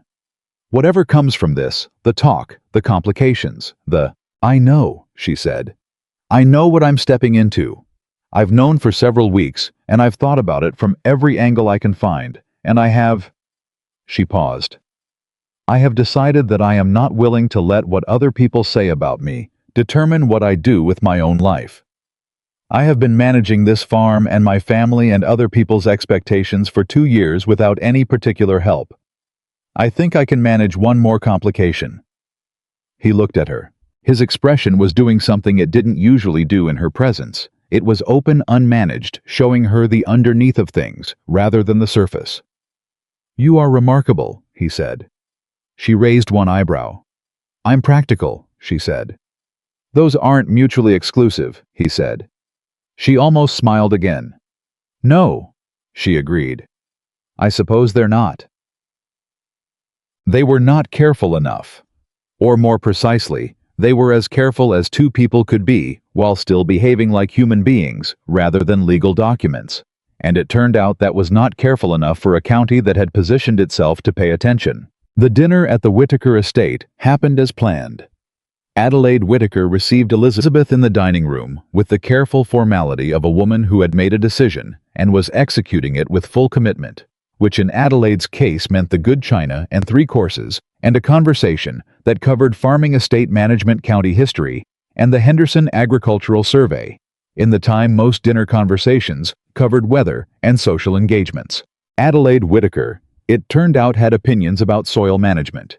Elizabeth had not expected that. She had not expected to find herself halfway through the second course in the middle of a genuine argument with Nathaniel's mother about drainage gradients, while Nathaniel sat at the head of the table with the expression of a man who was watching 2 forces of nature reach an unexpected détente, and finding it the most entertaining thing he'd witnessed in years. Adelaide was wrong about the gradients.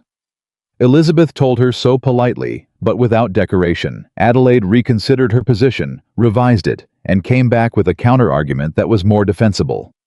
Elizabeth acknowledged the counter-argument. By the third course, they had moved on to the cooperative's pricing structure, which Adelaide found more efficient than she'd anticipated, and which led to a broader discussion about county economic development that lasted until well after the table had been cleared.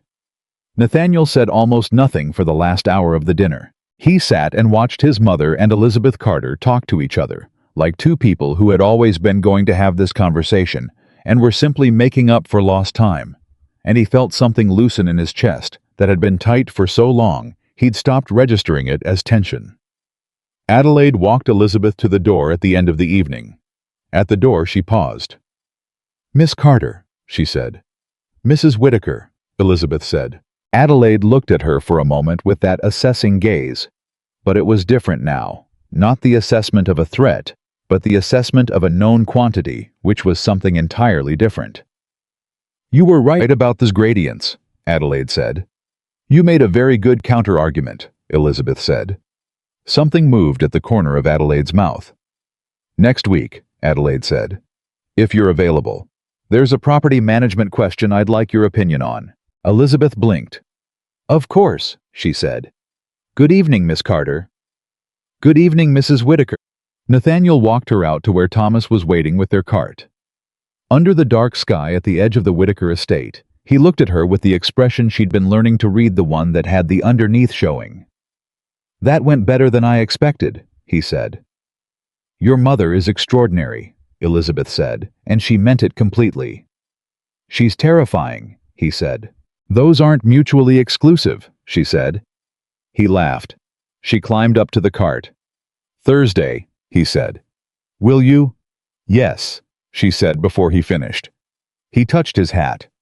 She looked at him standing in front of his estate, hat in hand, looking at her, the way he had looked at her from across a room the very first time, but closer now, much closer. And she committed the image to a part of her that she kept separate from practicality and ledgers and 40 days countdowns. Then Thomas flicked the reins, and they rolled down the road toward home. "Well," Thomas said after a while. "Don't," Elizabeth said. "I wasn't going to say anything," Thomas said. "You were." "I was going to say he looks at you like you hung the moon," Thomas said. "That's all. Nothing complicated." Elizabeth looked at the road ahead. She did not answer, but she kept the image. She kept it very carefully. The twist came on a Wednesday. It came in the form of a man named Caldwell Arthur. Caldwell, the county commissioner, whose name Nathaniel had mentioned once, in the context of a property discussion, arriving at the Carter farm, with two other men, Elizabeth didn't recognize, and a document she hadn't known existed. It was a lien. Not the banknote that was paid, stamped, resolved. This was something different. Older. A claim on the Carter property that Caldwell said had been filed 3 years ago before Franklin Carter died by a creditor in Richmond, whose name appeared nowhere in any of her father's documents. Elizabeth read it twice. She was very still. "This lien," she said, looking up at Caldwell. "My father had no knowledge of this." "Nevertheless," Caldwell said, with the precise neutrality of a man who had practiced delivering uncomfortable information without expressing an opinion about it. "It's registered with the county." "Registered by whom and when exactly?" "Filed October of 1811, he said. "By a Mr. Silas Morrow, representing a Richmond investment partnership." She looked at the date. October 1811 was 3 months before her father died, when he was already ill, when he had been handling fewer of his own affairs. "My father signed nothing with a Silas Morrow," she said. "I went through every document in this house after his death. I know every agreement he made." "I'm not in a position to speak to what your father knew or didn't know," Caldwell said. "I'm here to inform you of the registered claim." "What is the amount?" he told her. It was $212. Elizabeth set the document down on the table. She set it down very carefully, the way you set down something that you were not going to throw against the wall, only because throwing things against walls was not useful. "Mr. Caldwell," she said evenly, "this claim was registered without my father's knowledge, and it's being presented now, 2 weeks after we satisfied our banknote by men connected to a Richmond investment partnership. I would like to know who directed you to bring this to us today." Caldwell's neutral expression held, but something shifted fractionally at the edges of it. "The partnership's solicitor sent the registered notice," he said. "And who is the partnership's solicitor?" she said. A pause that lasted 2 beats longer than an innocent answer required. "A Mr. Walter Cobb," Caldwell said. The room went completely quiet. Thomas, standing behind Elizabeth, made a sound. Elizabeth did not make a sound. She looked at the document on the table. Walter Cobb. The same Walter Cobb who had sent the letter to the Whitaker estate, threatening to make certain information available to relevant parties. The same Walter Cobb who had gone quiet when Nathaniel handled him 4 days later. He hadn't retreated. He had redirected. "Thank you, Mr. Caldwell," Elizabeth said. Her voice was rock steady. "I'll be in touch with my response." After they left, Thomas came around the table and put both hands on the back of a chair and leaned into it. "Elizabeth," he said. "I know," she said. "This is the Harrington family," he said. "This is they're trying to take the farm. They're trying to apply pressure," she said. "They think if the farm is under threat again, She stopped. Her jaw tightened briefly. "They think it'll resolve the situation in their favor. What do we do?" She picked up the document.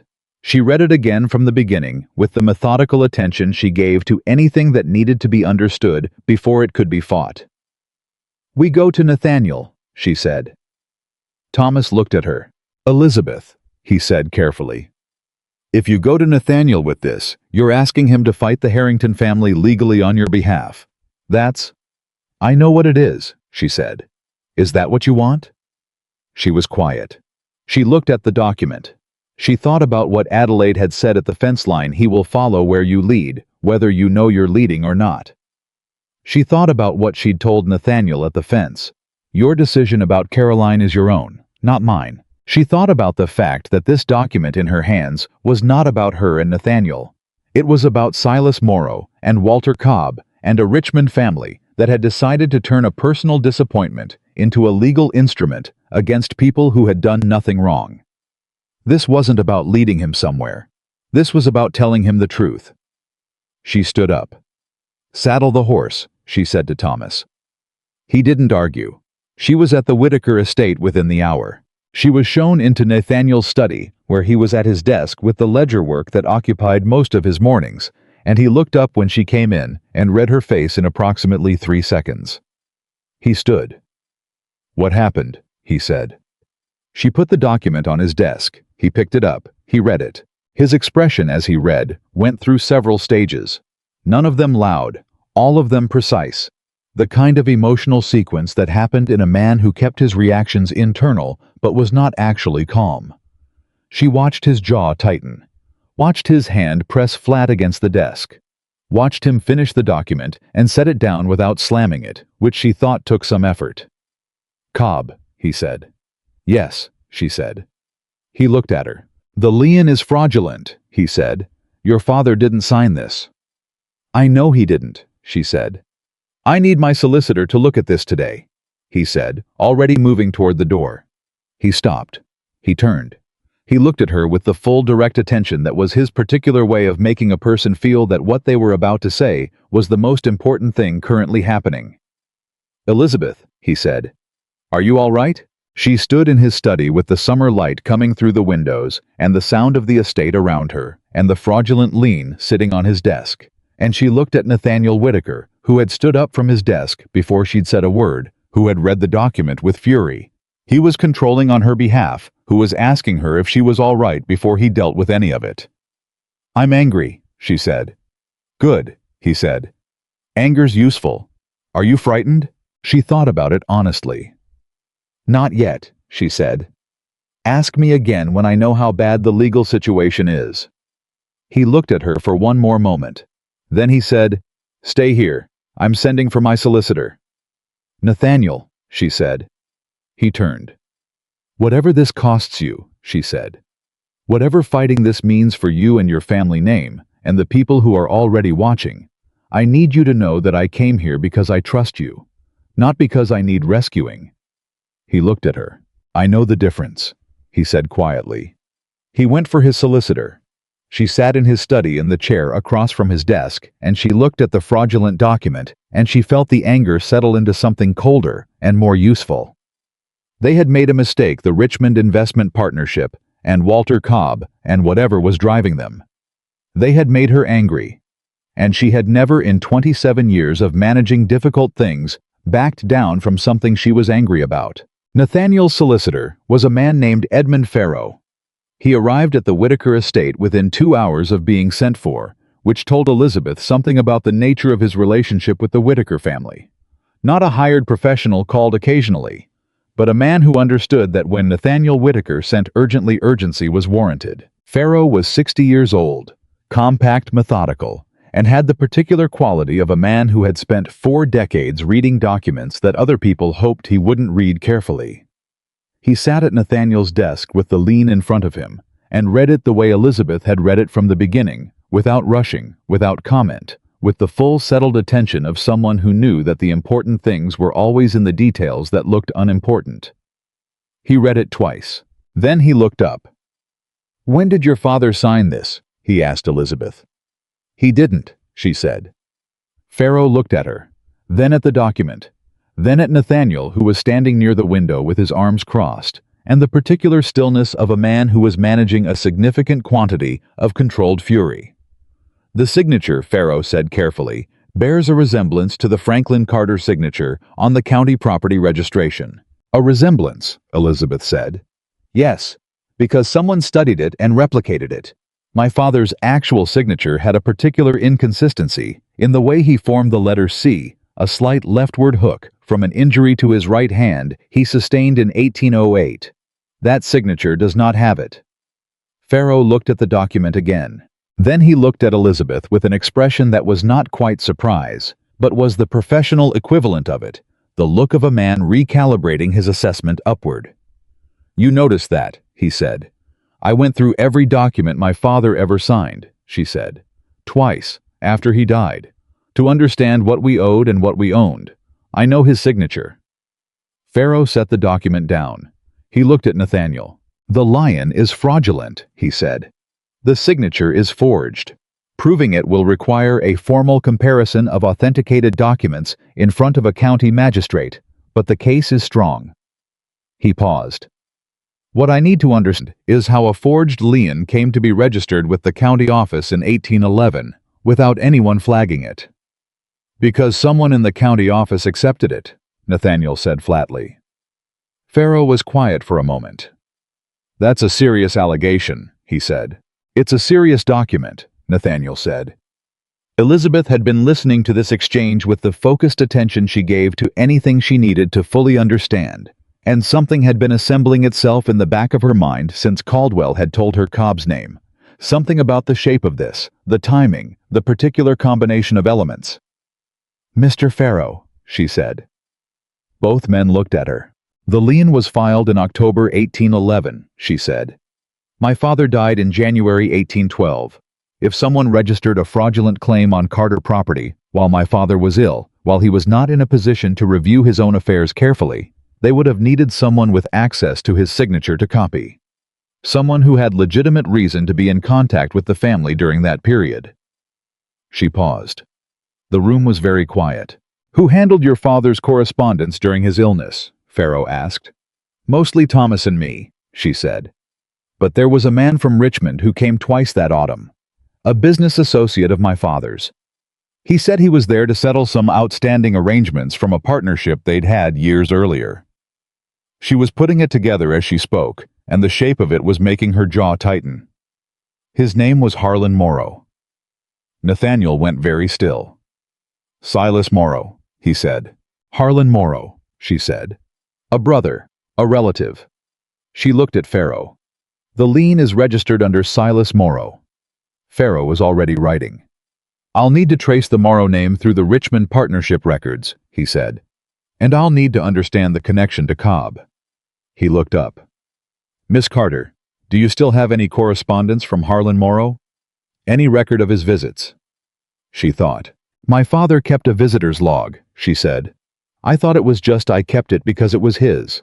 I never thought it was relevant to anything." "It may be the most relevant thing we have," Farrow said. She looked at Nathaniel. "I need to go home," she said.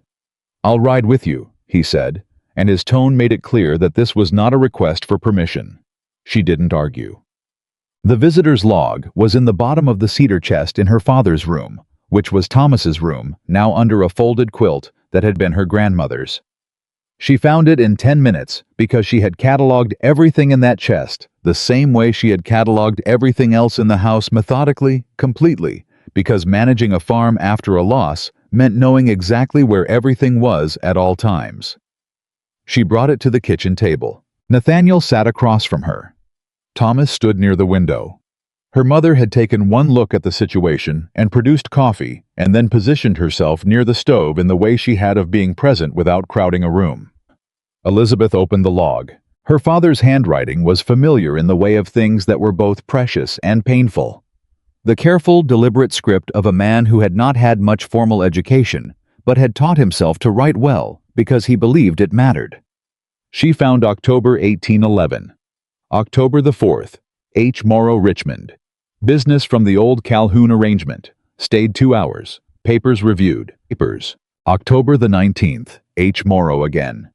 Brought documents for signature. My hand was very poor today. He was patient. She stopped. She read the second entry again.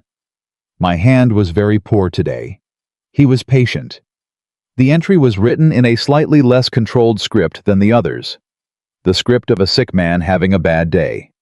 The particular looseness that came when a hand that normally knew what it was doing had lost some of its certainty.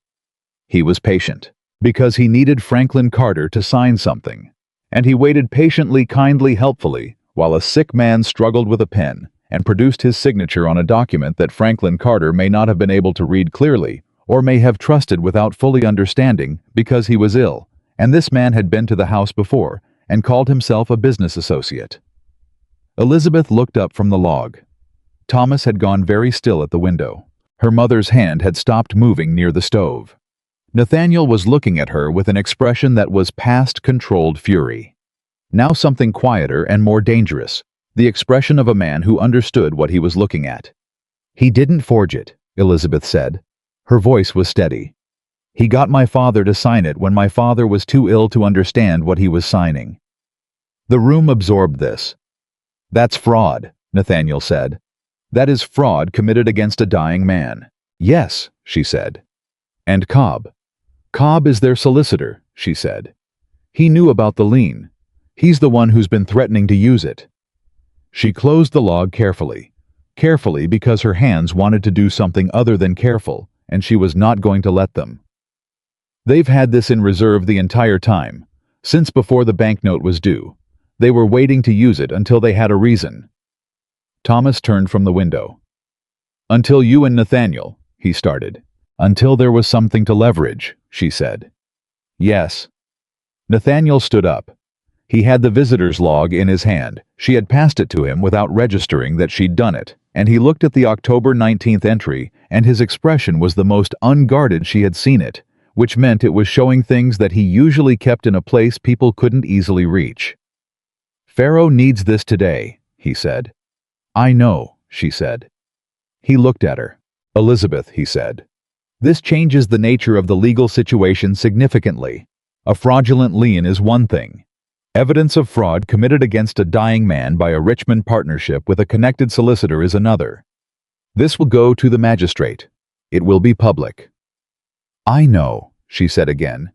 Are you ready for that? She looked at him across her father's kitchen table, with her father's log in his hands, and her mother near the stove, and her brother at the window, and she felt the full weight of what he was asking.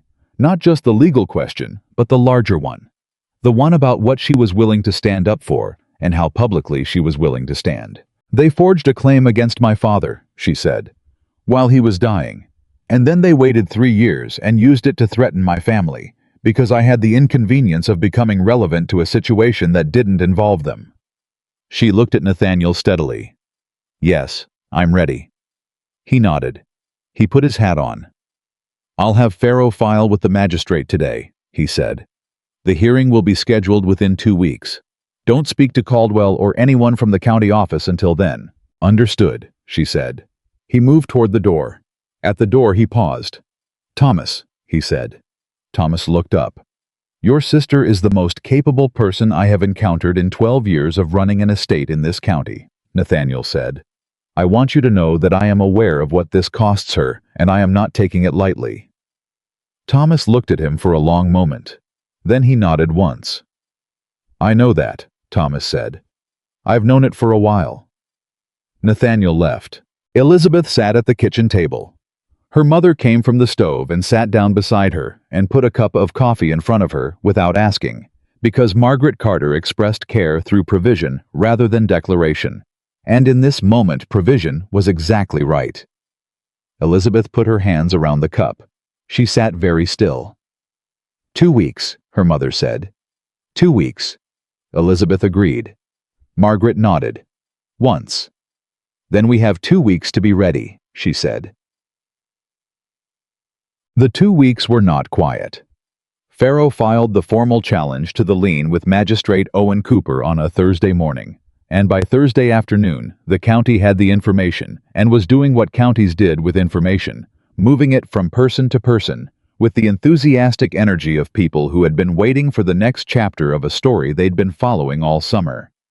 The story had become something different now. It had started as a wealthy man and a farmer's daughter, a familiar enough shape, comprehensible, easy to have opinions about. It had acquired the Harrington complication, which added a Richmond dimension and a legal edge and made it more interesting.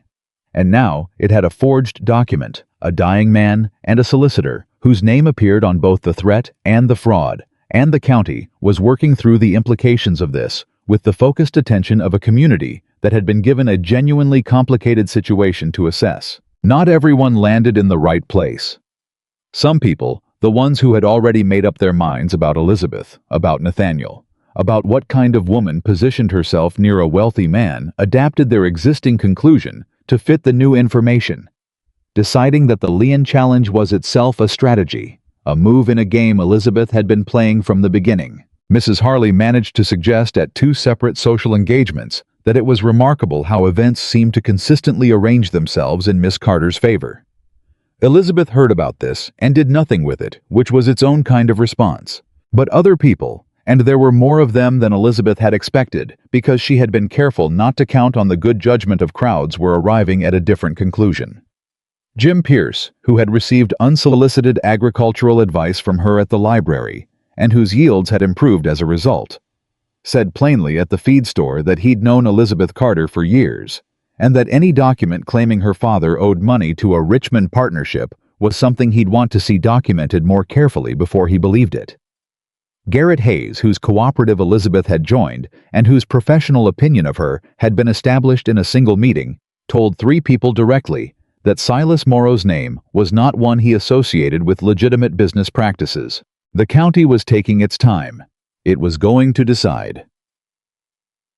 On the 6th day before the hearing, Caroline Harrington came to see Elizabeth. She came alone in her family's carriage, and she appeared at the Carter property gate on a Tuesday afternoon, without a note and without announcement, which was the kind of social irregularity that people in her position almost never committed, which meant she had thought about this and decided the irregular thing was the right one. Elizabeth met her at the gate. They looked at each other. Whatever. Caroline felt about this situation, about Elizabeth, about Nathaniel, about the way the summer had unfolded. She kept it in the same internal place she'd kept it in the garden at the Whitaker estate the night she'd told Nathaniel she could tell the difference between undecided and already decided. She was composed. She was real underneath the composure the way Elizabeth had thought she might be. "I won't take much of your time," Caroline said. "You're welcome to whatever time you need," Elizabeth said. Caroline looked at her steadily. "I want you to know," she said, "that the lien is not something my family authorized. I want you to know that specifically." She paused. "Cobb has acted beyond his instructions. My father gave him authority to communicate our position regarding the withdrawal. He did not give him authority to deploy fraudulent financial instruments against a farming family." Something moved in her expression. Not anger at Elizabeth, but the particular anger of a woman who has discovered that people acting in her name have done something she finds genuinely wrong. "I've told my father as much, this morning." Elizabeth was quiet for a moment. "Thank you for telling me," she said. "I'm not asking for gratitude, Caroline said. "I'm asking you to know the truth, because there's been enough in this situation that isn't true, and I don't want my name attached to something dishonest." She held Elizabeth's gaze. I lost the arrangement. That's its own thing, and it's private, and I'll manage it. But I will not be associated with fraud against a dead man. Elizabeth looked at her. Really looked the way she looked at things she wanted to understand correctly. You're a better person than most of what's been said about you in this county, Elizabeth said. Caroline blinked. It was not what she'd expected. You're more than what I expected, she said after a moment. And it was honest, and they both knew it. I'm sorry for what this summer has been, Elizabeth said. Not for what I did, but for the shape of how it happened. Caroline was quiet. Then she nodded a small, real dignified nod. Take care of him, she said. He's a good man. He just needed someone who would stop managing him long enough to see who he actually was. She got back in the carriage. Elizabeth stood at the gate and watched it go, and felt something settle that had been unsettled since the summer began. Not resolution exactly. Not a clean ending to the complication, but an acknowledgement. The acknowledgement that real people were always more complicated than the roles they'd been assigned, and that this situation had contained more genuine human beings than the story circulating about it had accounted for. She went inside. She told her mother. Her mother was quiet for a long time. Then she said, "Good for her." "Yes," Elizabeth said. "And for you," her mother said. The night before the hearing, Nathaniel came to the Carter property. It was after supper, late enough to be deliberate, and he came to the front door rather than the field road, which was its own kind of statement, not the informal visit of a man working through a property question, but the intentional visit of a man who had decided to be seen arriving. Thomas answered the door. He stepped aside without a word. Nathaniel came into the Carter sitting room, and Elizabeth came from the kitchen with her sleeves still rolled from the evening's work, and she looked at him across the sitting room at the hat in his hands, at the expression that was doing the underneath showing thing, and she knew, without needing to ask, that he had not come to discuss the hearing. My mother sends her regards, he said, and her opinion that Pharaoh is better prepared than the Harrington solicitor deserves. Your mother's opinion is usually correct, Elizabeth said. He looked at her. Are you frightened? He asked. The same question he'd asked in his study. Yes, she said. This time it was different. Not about losing. I don't think we're going to lose. Pharaoh is very good, and the visitor's log is very clear. She looked at him steadily. I'm frightened about what comes after. Whatever the magistrate decides. Whatever the county decides about us. About what we are. He crossed the room. He sat in the chair across from the one she'd moved toward, and he leaned forward with his elbows on his knees and his hat still in his hands, and he looked at her with the full direct attention that was the thing she had come to rely on more than she'd intended. What are we? He said. Not as a challenge, as a genuine question between two honest people. She looked at him for a long moment. I think, she said slowly, that we are two people who found each other in a library on a Tuesday, and were too honest with each other too early to go back to pretending that didn't mean something. Something moved in his face. Yes, he said. That's about right. And I think, she continued, that what we are after tomorrow depends partly on what we decide tonight. He looked at her. What are you asking me? She held his gaze. I'm asking you, she said carefully, whether you understand what choosing me means. Not the ideal version of it, not the part where it's romantic and clear and simple. The actual version. Where your family name has been in the county for 50 years, and mine has a forged lien on it. Where your mother is extraordinary, but she had a plan for your life that I have comprehensively disrupted. Where the people who don't like this, and there are people who don't like this, will not simply decide they were wrong. They will continue to not like it for a long time. He set the hat down on the side table. He leaned forward a little further. Elizabeth, he said, I ended the Harrington arrangement before I had any certainty that this conversation was possible. I did it because I looked at the life I was living, and I couldn't justify it to myself anymore. You didn't make that decision. You were the mirror that let me see it clearly. He looked at her with the absolute directness that was the thing she trusted most about him. I know what choosing you means. I've been thinking about it for 2 months, from every angle a man can think about something from, and every time I think about it from a new angle, I arrive at the same place. Where, she said. "Here," he said. "This room, this conversation. Asking you if you're frightened and being grateful that you tell me the truth instead of the comfortable version of it." She was quiet. She looked at the man across from her, who had brought a book from his own library because she needed it, who had sent for a solicitor within an hour of seeing a fraudulent document, who had stood in her kitchen and told her brother she was the most capable person he'd known in 12 years, who was sitting in the Carter sitting room the night before a county hearing with his hat on the side table and his whole face available to be read. "I've been in love with you," she said, "since the Tuesday you told me I was wrong about the drainage gradient, and then listened to me explain why I was right, and changed your position." He stared at her. "That was the third Tuesday," he said. "I know when it was," she said. He let out a breath that was almost a laugh, and was something more complicated than a laugh. "I've been in love with you," he said, "since you told a room full of wealthy people that your family had a banknote on their land and dared any of them to make it mean something it didn't." "That was the first night," she said. "I know when it was," he said. They looked at each other across the Carter sitting room in the particular way that people looked at each other when the thing they'd been managing carefully had finally been said out loud and couldn't be unsaid. "All right," Elizabeth said. "All right," he said. It was not an elaborate declaration. It was two honest people arriving at a true thing and deciding to stand in it. The hearing was on a Thursday morning. Magistrate Owen Cooper was 65, had been on the county bench for 22 years, and had developed over those years the particular quality of a man who had heard so many versions of so many stories that he could detect the shape of truth from the distance of a courtroom. The room was full. Elizabeth had not expected the room to be full. She had expected a procedural legal proceeding attended by the parties and their representatives. What she found when she walked in with Farrow beside her and Thomas behind her was that approximately 60 members of the county had decided that this was a proceeding.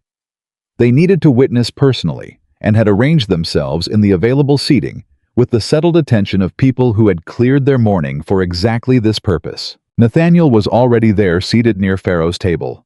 He looked at her when she walked in. She looked back. She sat down. Cobb was at the opposing table with two men she didn't recognize. The Richmond Partnership representatives, she assumed with the particular expensive composure of men who expected their presence to communicate authority.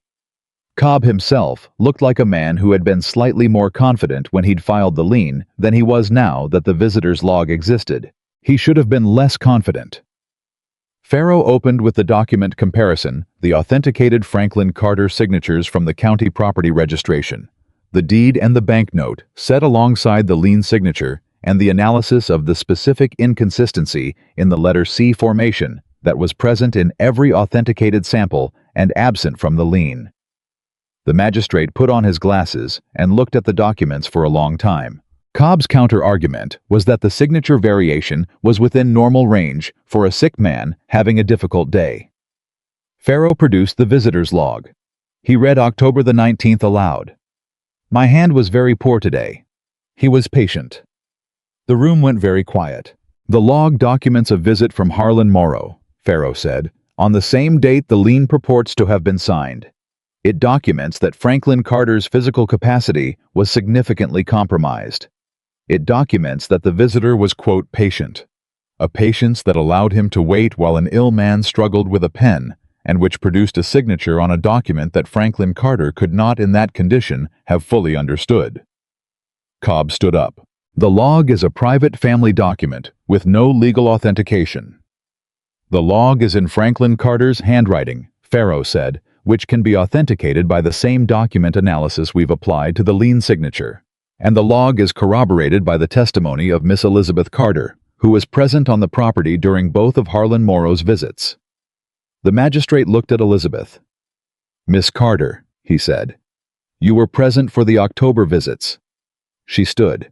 "For both of them, sir," she said. "My father was ill, and I was managing his affairs alongside him. I remember Harlan Morrow." He introduced himself as a business associate dealing with an outstanding arrangement from years prior. "I was, as my father recorded, very patient." "Did you observe what your father signed during these visits?" "No, sir. My father handled his own correspondence to the extent he was able. It was important to him. He didn't want to burden us with things he felt he could still manage." She paused. That was something men like my father, men who had built things with their own hands, held on to when everything else was being taken from them. The ability to still conduct their own affairs. Harlan Morrow used that. The room was completely still. The magistrate looked at the documents. He looked at Cobb. "Mr. Cobb," he said, "your partnership is represented by a Silas Morrow. Can you explain the relationship between Silas Morrow and one Harlan Morrow?" Cobb was quiet for a beat that lasted 2 seconds too long. "Brothers," he said. "Business partners." "And was Harlan Morrow's visit to the Carter property in October 1811 conducted on behalf of the partnership?" Another pause. "I wasn't," Cobb started. "Mr. Cobb." The magistrate's voice was not loud. It did not need to be. "I am asking you a direct question in a county proceeding. I recommend you answer it directly." The room waited. Cobb looked at his papers. He looked at the men from the partnership. He looked at the magistrate. "I need to confer with my clients," he said. "You have 5 minutes," the magistrate said. The 5 minutes lasted 4. One of the partnership men, the older of the two, a heavy-set man whose composure had been deteriorating visibly for the last 20 minutes, leaned to Cobb and said something in a low, tight voice. Cobb responded. The man shook his head. Cobb responded again. Then the man stood up. "Magistrate Cooper," he said, "the partnership withdraws the lien." The room erupted, not loudly. It was a legal proceeding, and the people in it were county residents who understood that you didn't turn a magistrate's courtroom into theater. But there was a definite, unmistakable sound. The sound of 60 people releasing something they'd been holding, and the quality of it was not ambiguous. Elizabeth sat very still. She heard Pharaoh say something beside her in a low professional voice. She heard the magistrate call for order. She heard Cobb begin a formal statement of withdrawal. And she sat with her hands folded on the table in front of her and let it land the full weight of it. Not the victory exactly, because the thing she'd been fighting wasn't really about winning. It was about the truth, and the truth had simply become available to a room full of people who were now in possession of it. The magistrate spoke for several minutes about the implications of the withdrawal and the county's right to pursue a separate investigation into the circumstances of the lien's original registration. Then he looked at Elizabeth directly. "Miss Carter," he said, "on behalf of this county, I want to express my regret that a fraudulent claim was registered against your family's property. The integrity of county land records depends on the honesty of those who use them, and what has been presented today suggests that integrity was violated." He paused. "Your father sounds like he was a good man." She held the magistrate's gaze. "He was," she said.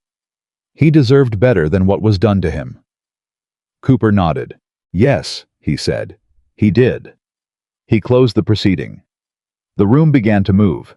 Elizabeth stood. Thomas was behind her immediately, his hand on her shoulder, and she put her own hand over his, briefly, and then composed herself and turned to face the room, because there were 60 people who had come to see this, and she was not going to let any of them see something she hadn't decided to show.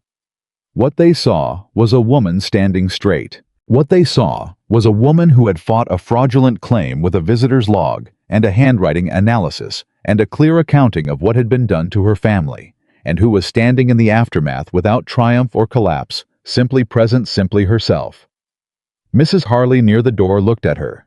Elizabeth looked back. Mrs. Harley looked away first. Then Nathaniel was beside her. He didn't say anything immediately. He simply stood beside her, which in a room with 60 county observers was its own kind of statement. The kind that didn't require words, because the positioning was the language. "How are you?" he said when the room had thinned enough to allow a real conversation.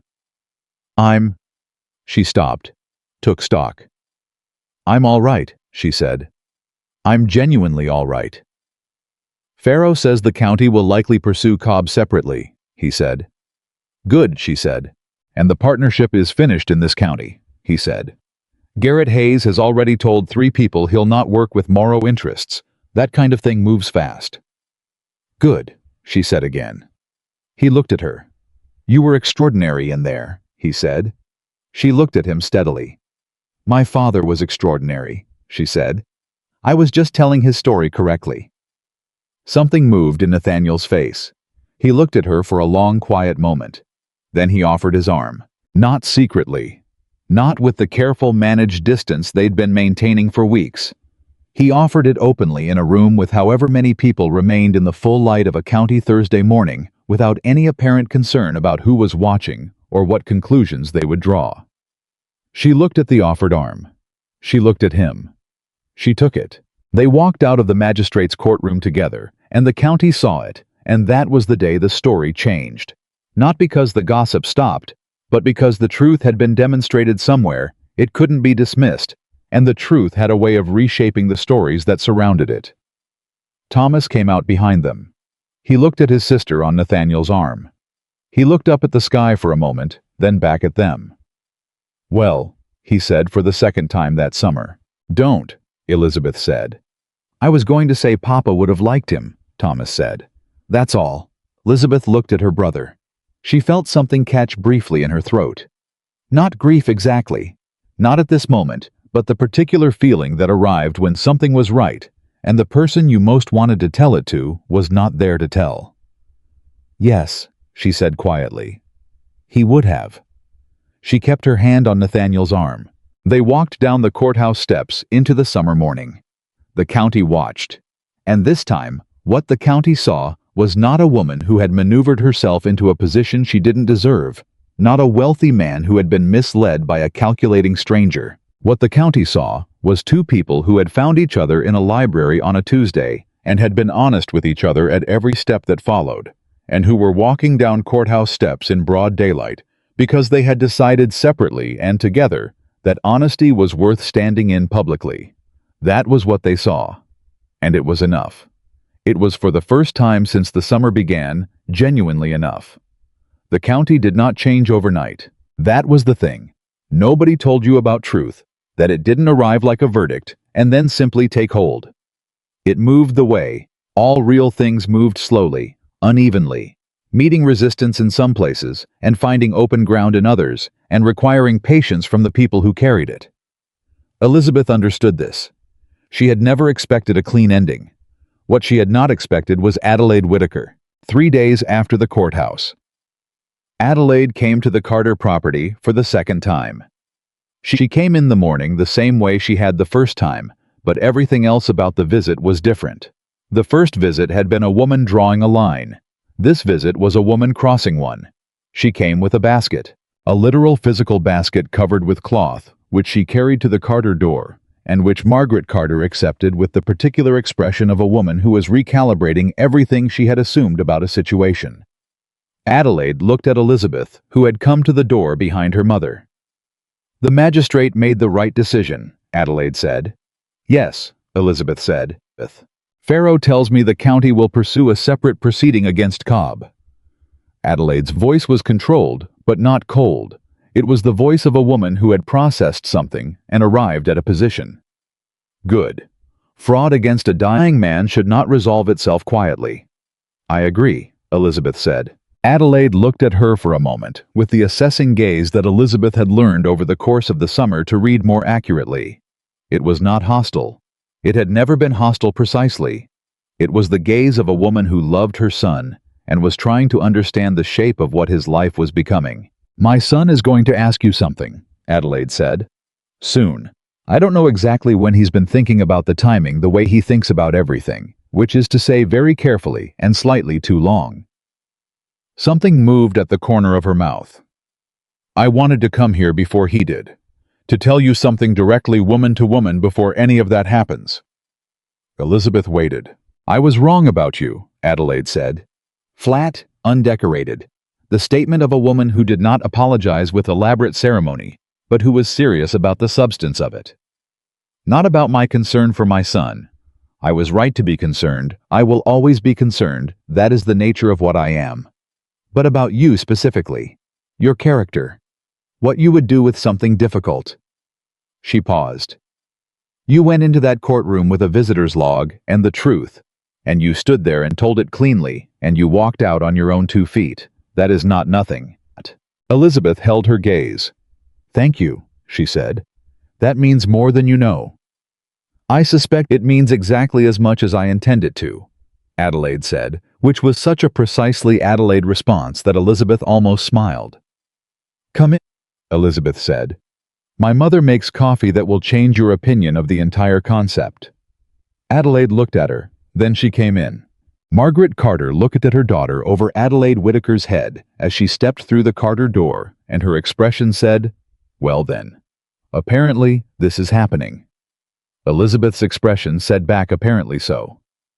The two older women sat at the kitchen table for an hour and a half. Elizabeth stayed for the first 20 minutes and then quietly removed herself because some conversations needed to happen without anyone's children present, and because she had a field to check and a cooperative payment to track and the ordinary business of living to attend to, which did not pause for courtrooms or baskets, or the remarkable sight of Adelaide Whitaker and Margaret Carter discussing the county's drainage infrastructure over coffee.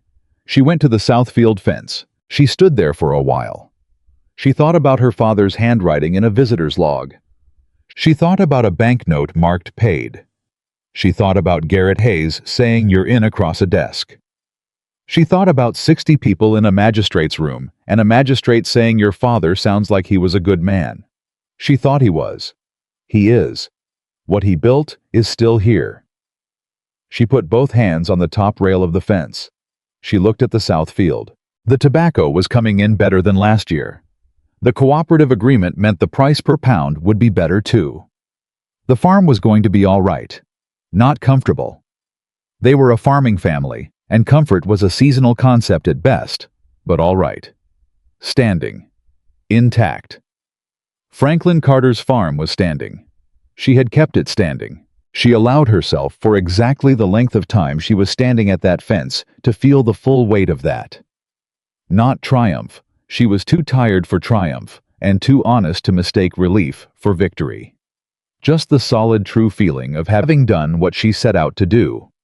Then she heard a horse on the field road. She turned. Of course. Nathaniel pulled up at the fence and looked at her with the expression she had spent an entire summer learning to read, and what she read in it now was something she hadn't seen before. Not the careful, controlled exterior, not the underneath showing version, but something further in than both of those.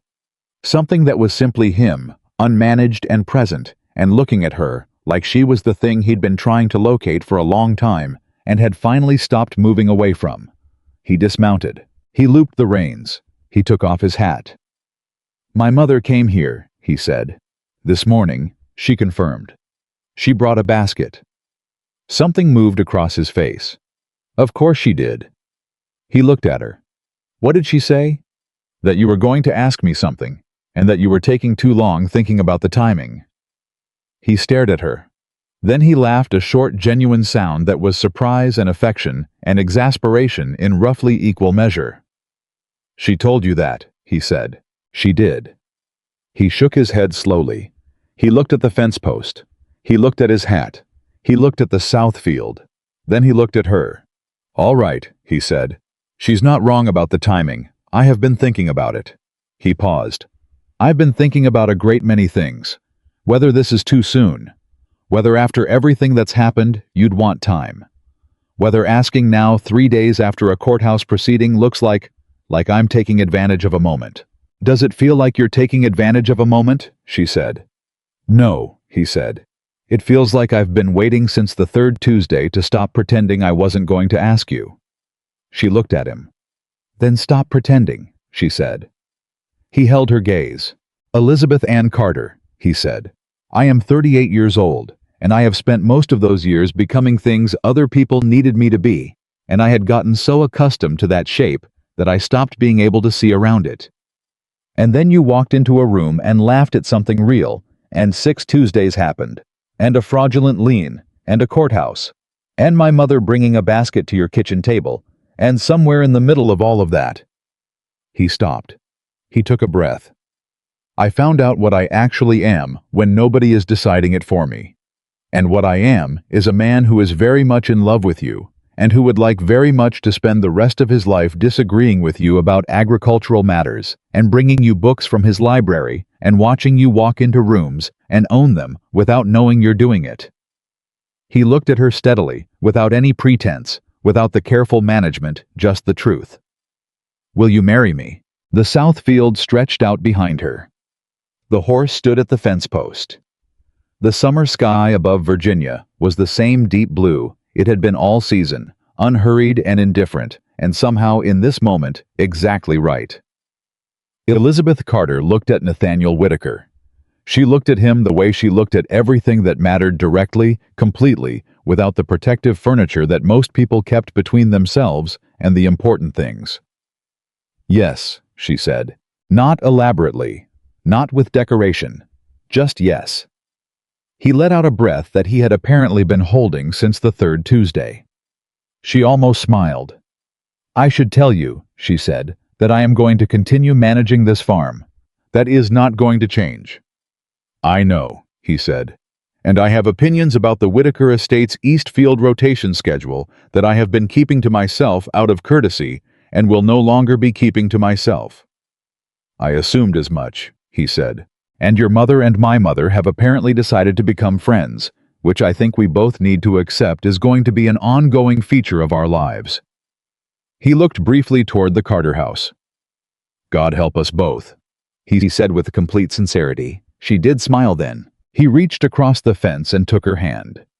Not the careful, managed gesture of a man calculating what could be seen and by whom, but simply the direct natural act of a person reaching for the hand of someone they loved and held it and looked at her, and she looked back. "All right," he said. "All right." "All right," she agreed. They told Thomas first. Thomas, who had been visibly preparing himself for this news for approximately 6 weeks, and who had the particular expression of a man who was choosing not to say, "I told you so," through sheer force of character, shook Nathaniel's hand with both of his and said, "You'll do right by her." "Yes," Nathaniel said simply. Thomas looked at him for a moment with the direct, unornamental gaze he had inherited from his sister. I know," he said. "That's why I'm not worried." They told Margaret next. Margaret Carter received the news by putting down the dish she was holding very deliberately on the kitchen table and looking at her daughter for a long moment with an expression that Elizabeth had only seen a handful of times in her life. The expression of a woman who had carried something heavy for so long that putting it down felt strange, and strange felt like relief, and relief felt like it might become something she could cry about later in private. "Your father would have shaken his hand for 10 minutes, Margaret said. Her voice was perfectly steady. "I know," Elizabeth said. Margaret nodded once. Then she picked up the dish and went back to work, because Margaret Carter expressed every significant emotion through continued competent action, and this was the most significant one she'd had in years. They told Adelaide that evening at the Whitaker estate. Adelaide received the news with the dignified composure of a woman who had already been informed by her own internal network that this was coming and had prepared accordingly. She embraced her son. She then turned to Elizabeth and held out her hand. Not the formal social hand-offering of their first meeting, but the direct, deliberate gesture of a woman extending something she had decided to extend and meant completely. Elizabeth took it. "Welcome," Adelaide said. One word. But Adelaide Whitaker was a woman who selected her words with the same care that other people selected their arguments, and one word from her carried the weight of a paragraph from anyone else. "Thank you," Elizabeth said. They stayed for dinner. It was a longer dinner than the first one, and louder. And at one point, Adelaide and Elizabeth disagreed about estate management so specifically and so thoroughly that Nathaniel put down his fork and looked at Thomas, who had been invited as a matter of course, and who was watching the exchange with the focused enjoyment of a man at a sporting event. "Is this what it's going to be?" Nathaniel asked him. "Every single day," Thomas said, and reached for more bread. The county had its opinions. Of course it did. The county always had opinions, and the engagement of Nathaniel Whitaker to Elizabeth Carter, announced formally through the appropriate channels, 6 days after the Southfield fence conversation, gave those opinions fresh material and a new direction to run. Some people were generous.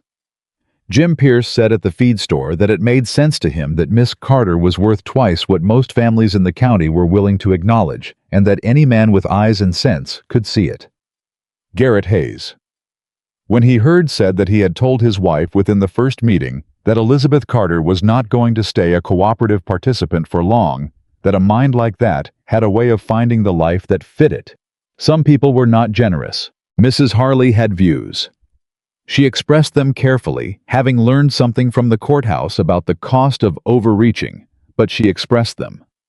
There was a contingent of the county's established families who received the news with the particular combination of public courtesy and private dissatisfaction that wealthy communities reserved for decisions that disrupted their understood social geography.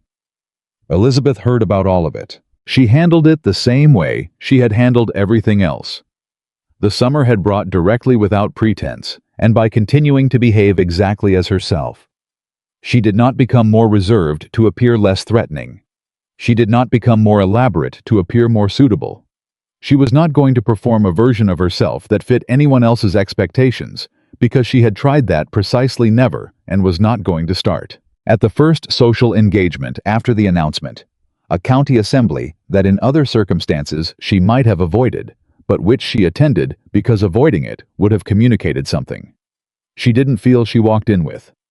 Nathaniel accepted congratulations from the people who offered them, sincerely thanked the people who offered them insincerely with the same warmth she offered the others, and at one point ended up in a conversation about soil composition with 3 men who had never previously spoken to her and who discovered over the course of 20 minutes that she knew considerably more about it than they did. One of them, a man named Henderson, whose family had farmed in the county for 40 years, shook her hand at the end of the conversation. "Miss Carter," he said, "or I suppose shortly, Mrs. Whitaker." He looked at her with the expression of someone revising a long-held position. "My wife has been telling me I should speak with you for some time.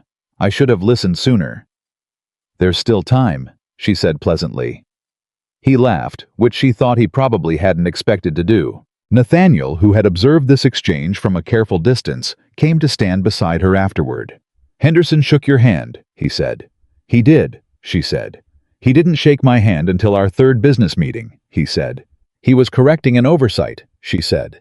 "People do that when they're confronted with sufficient evidence." Nathaniel looked at her with the expression that still, even after an entire summer of it, caught her slightly off guard by being so completely unguarded. "I love you," he said, simply. In the middle of a county assembly without drama or ceremony, the way he said things that he meant. She looked at him. "I know," she said. "I love you too." The twist that the county had not anticipated, that nobody had anticipated, including Elizabeth, arrived 6 weeks after the engagement in the form of a letter from Richmond, not from Cobb. Cobb was occupied with the county's separate investigation, which Farrow was building with the methodical, unhurried precision of a man who intended to build it correctly. The letter was from Caroline Harrington. Elizabeth read it alone at her father's desk in the evening quiet after supper, with the lamp lit and the night sounds of the farm around her. The letter was 3 pages. It was not what Elizabeth had expected, which was perhaps some remaining formality, some legal or social communication necessitated by the overlap of their situations. It was not that. It was personal. Caroline wrote that she had thought for a long time about whether to send the letter. She wrote that she had decided to send it because she had spent the summer being managed by her family by Cobb, by the expectations of a social world that had arranged her life the way it arranged furniture for appearance and function rather than comfort, and that she was tired of being managed and had decided to do something direct for once. She wrote that she had been corresponding with a woman in Philadelphia, an educator, a woman who had established a school for girls from farming and working families, girls who had the intelligence and the will to learn, but not the circumstances that made learning available to them. She wrote that she had found this work, the correspondence, the thinking about it, the slow assembly of what it might mean to be involved more interesting than anything she had been arranged to find interesting. She wrote, "I think perhaps the summer has changed me in ways I did not expect. I think perhaps that is not entirely unwelcome. I hope you are well. I hope you are happy. I think you will be." I wanted you to know that I do not hold any of this against you, and that I hope someday in some other context, we might be the kind of women who could simply talk to each other. C. Harrington. Elizabeth read it twice. Then she sat for a while with the letter in her hands. Then she picked up her pen. She wrote back the same evening. She wrote that she was glad Caroline had written. She wrote that she respected the directness of it enormously. She wrote about the cooperative, about what it had meant for the Carter farm, about the way collective action could make possible things that were impossible individually. And then she wrote something she hadn't planned to write, but which arrived as she wrote and felt true when it arrived. She wrote, "There is no library in the south end of the county.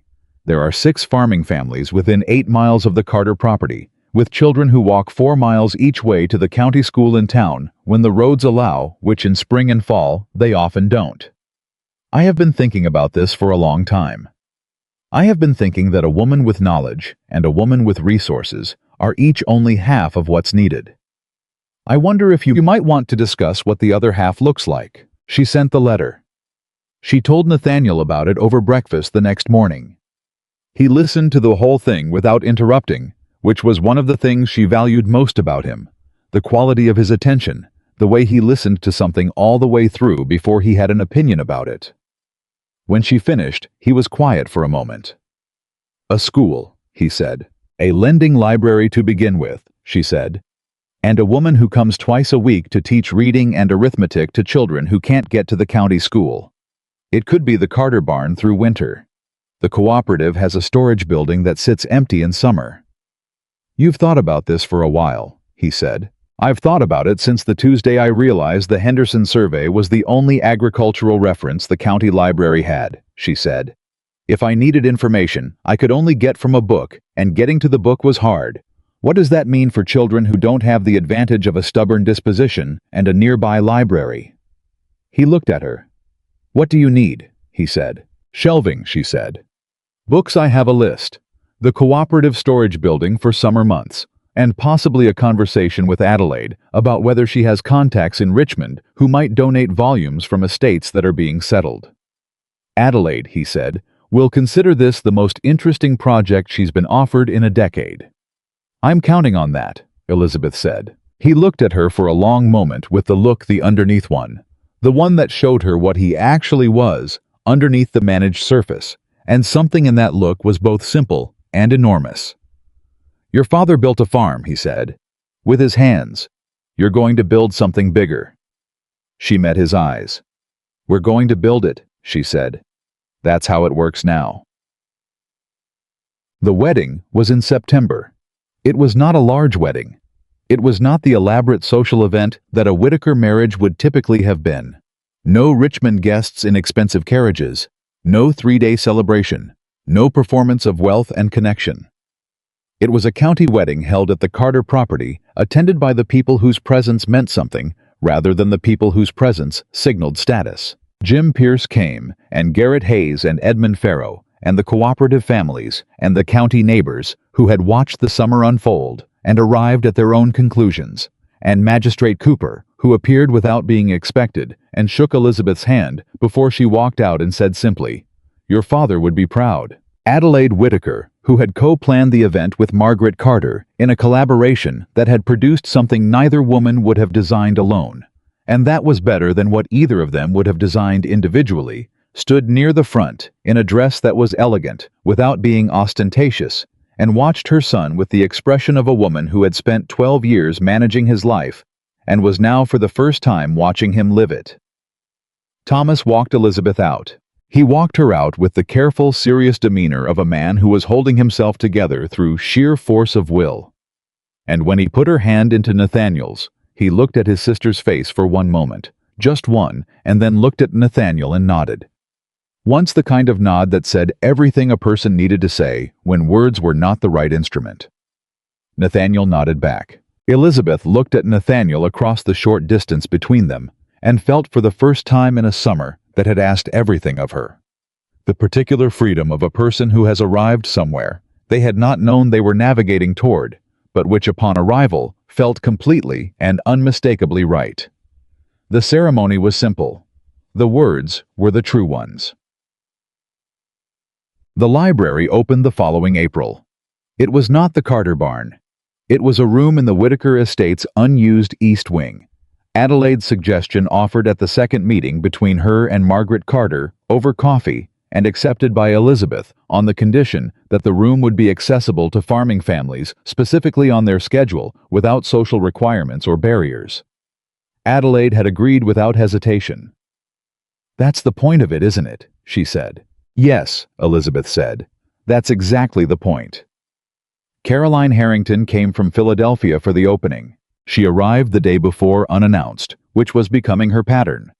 The direct arrival, the decision made before the announcement. She stood in the East Wing room with its shelves of donated and purchased volumes and looked at the small reading table, the chairs that had been brought from 3 different estates, the lending log in Elizabeth's precise handwriting, the sign above the door that said simply, "Open." She looked at Elizabeth. "This is real," she said. "All of it," Elizabeth said. Caroline walked along the shelves and ran her hand along the spines and looked at the list of families who had already registered to borrow volumes and was quiet for a while. "The Philadelphia educator I told you about," she said. "She wants to visit in autumn." "Good," Elizabeth said. "I have questions for her." Caroline almost smiled. "I thought you might," she said. The opening brought 40 people. 40 people on a Tuesday morning. Many of them farming families from the south end of the county who had never set foot in the Whitaker estate, and who came through the East Wing door with the careful alert attention of people entering a space they hadn't expected to have access to. Elizabeth stood near the lending table and watched them come. She watched a woman named Ruth, whose husband worked the Henderson acres, run her hand across the spine of a farming almanac, the way people touched things they had wanted for a long time.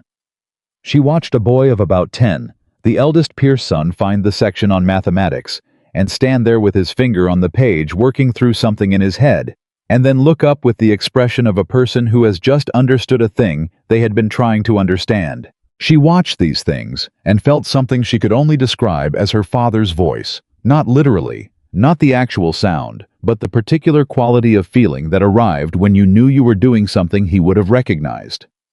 Something built from what was available, something that held weight. Nathaniel came to stand beside her. He had been helping families navigate the shelves for the past hour, applying to the task. The same direct, practical attention he gave to everything, and he had apparently had 3 conversations about crop rotation in the process, which she knew because she had overheard 2 of them.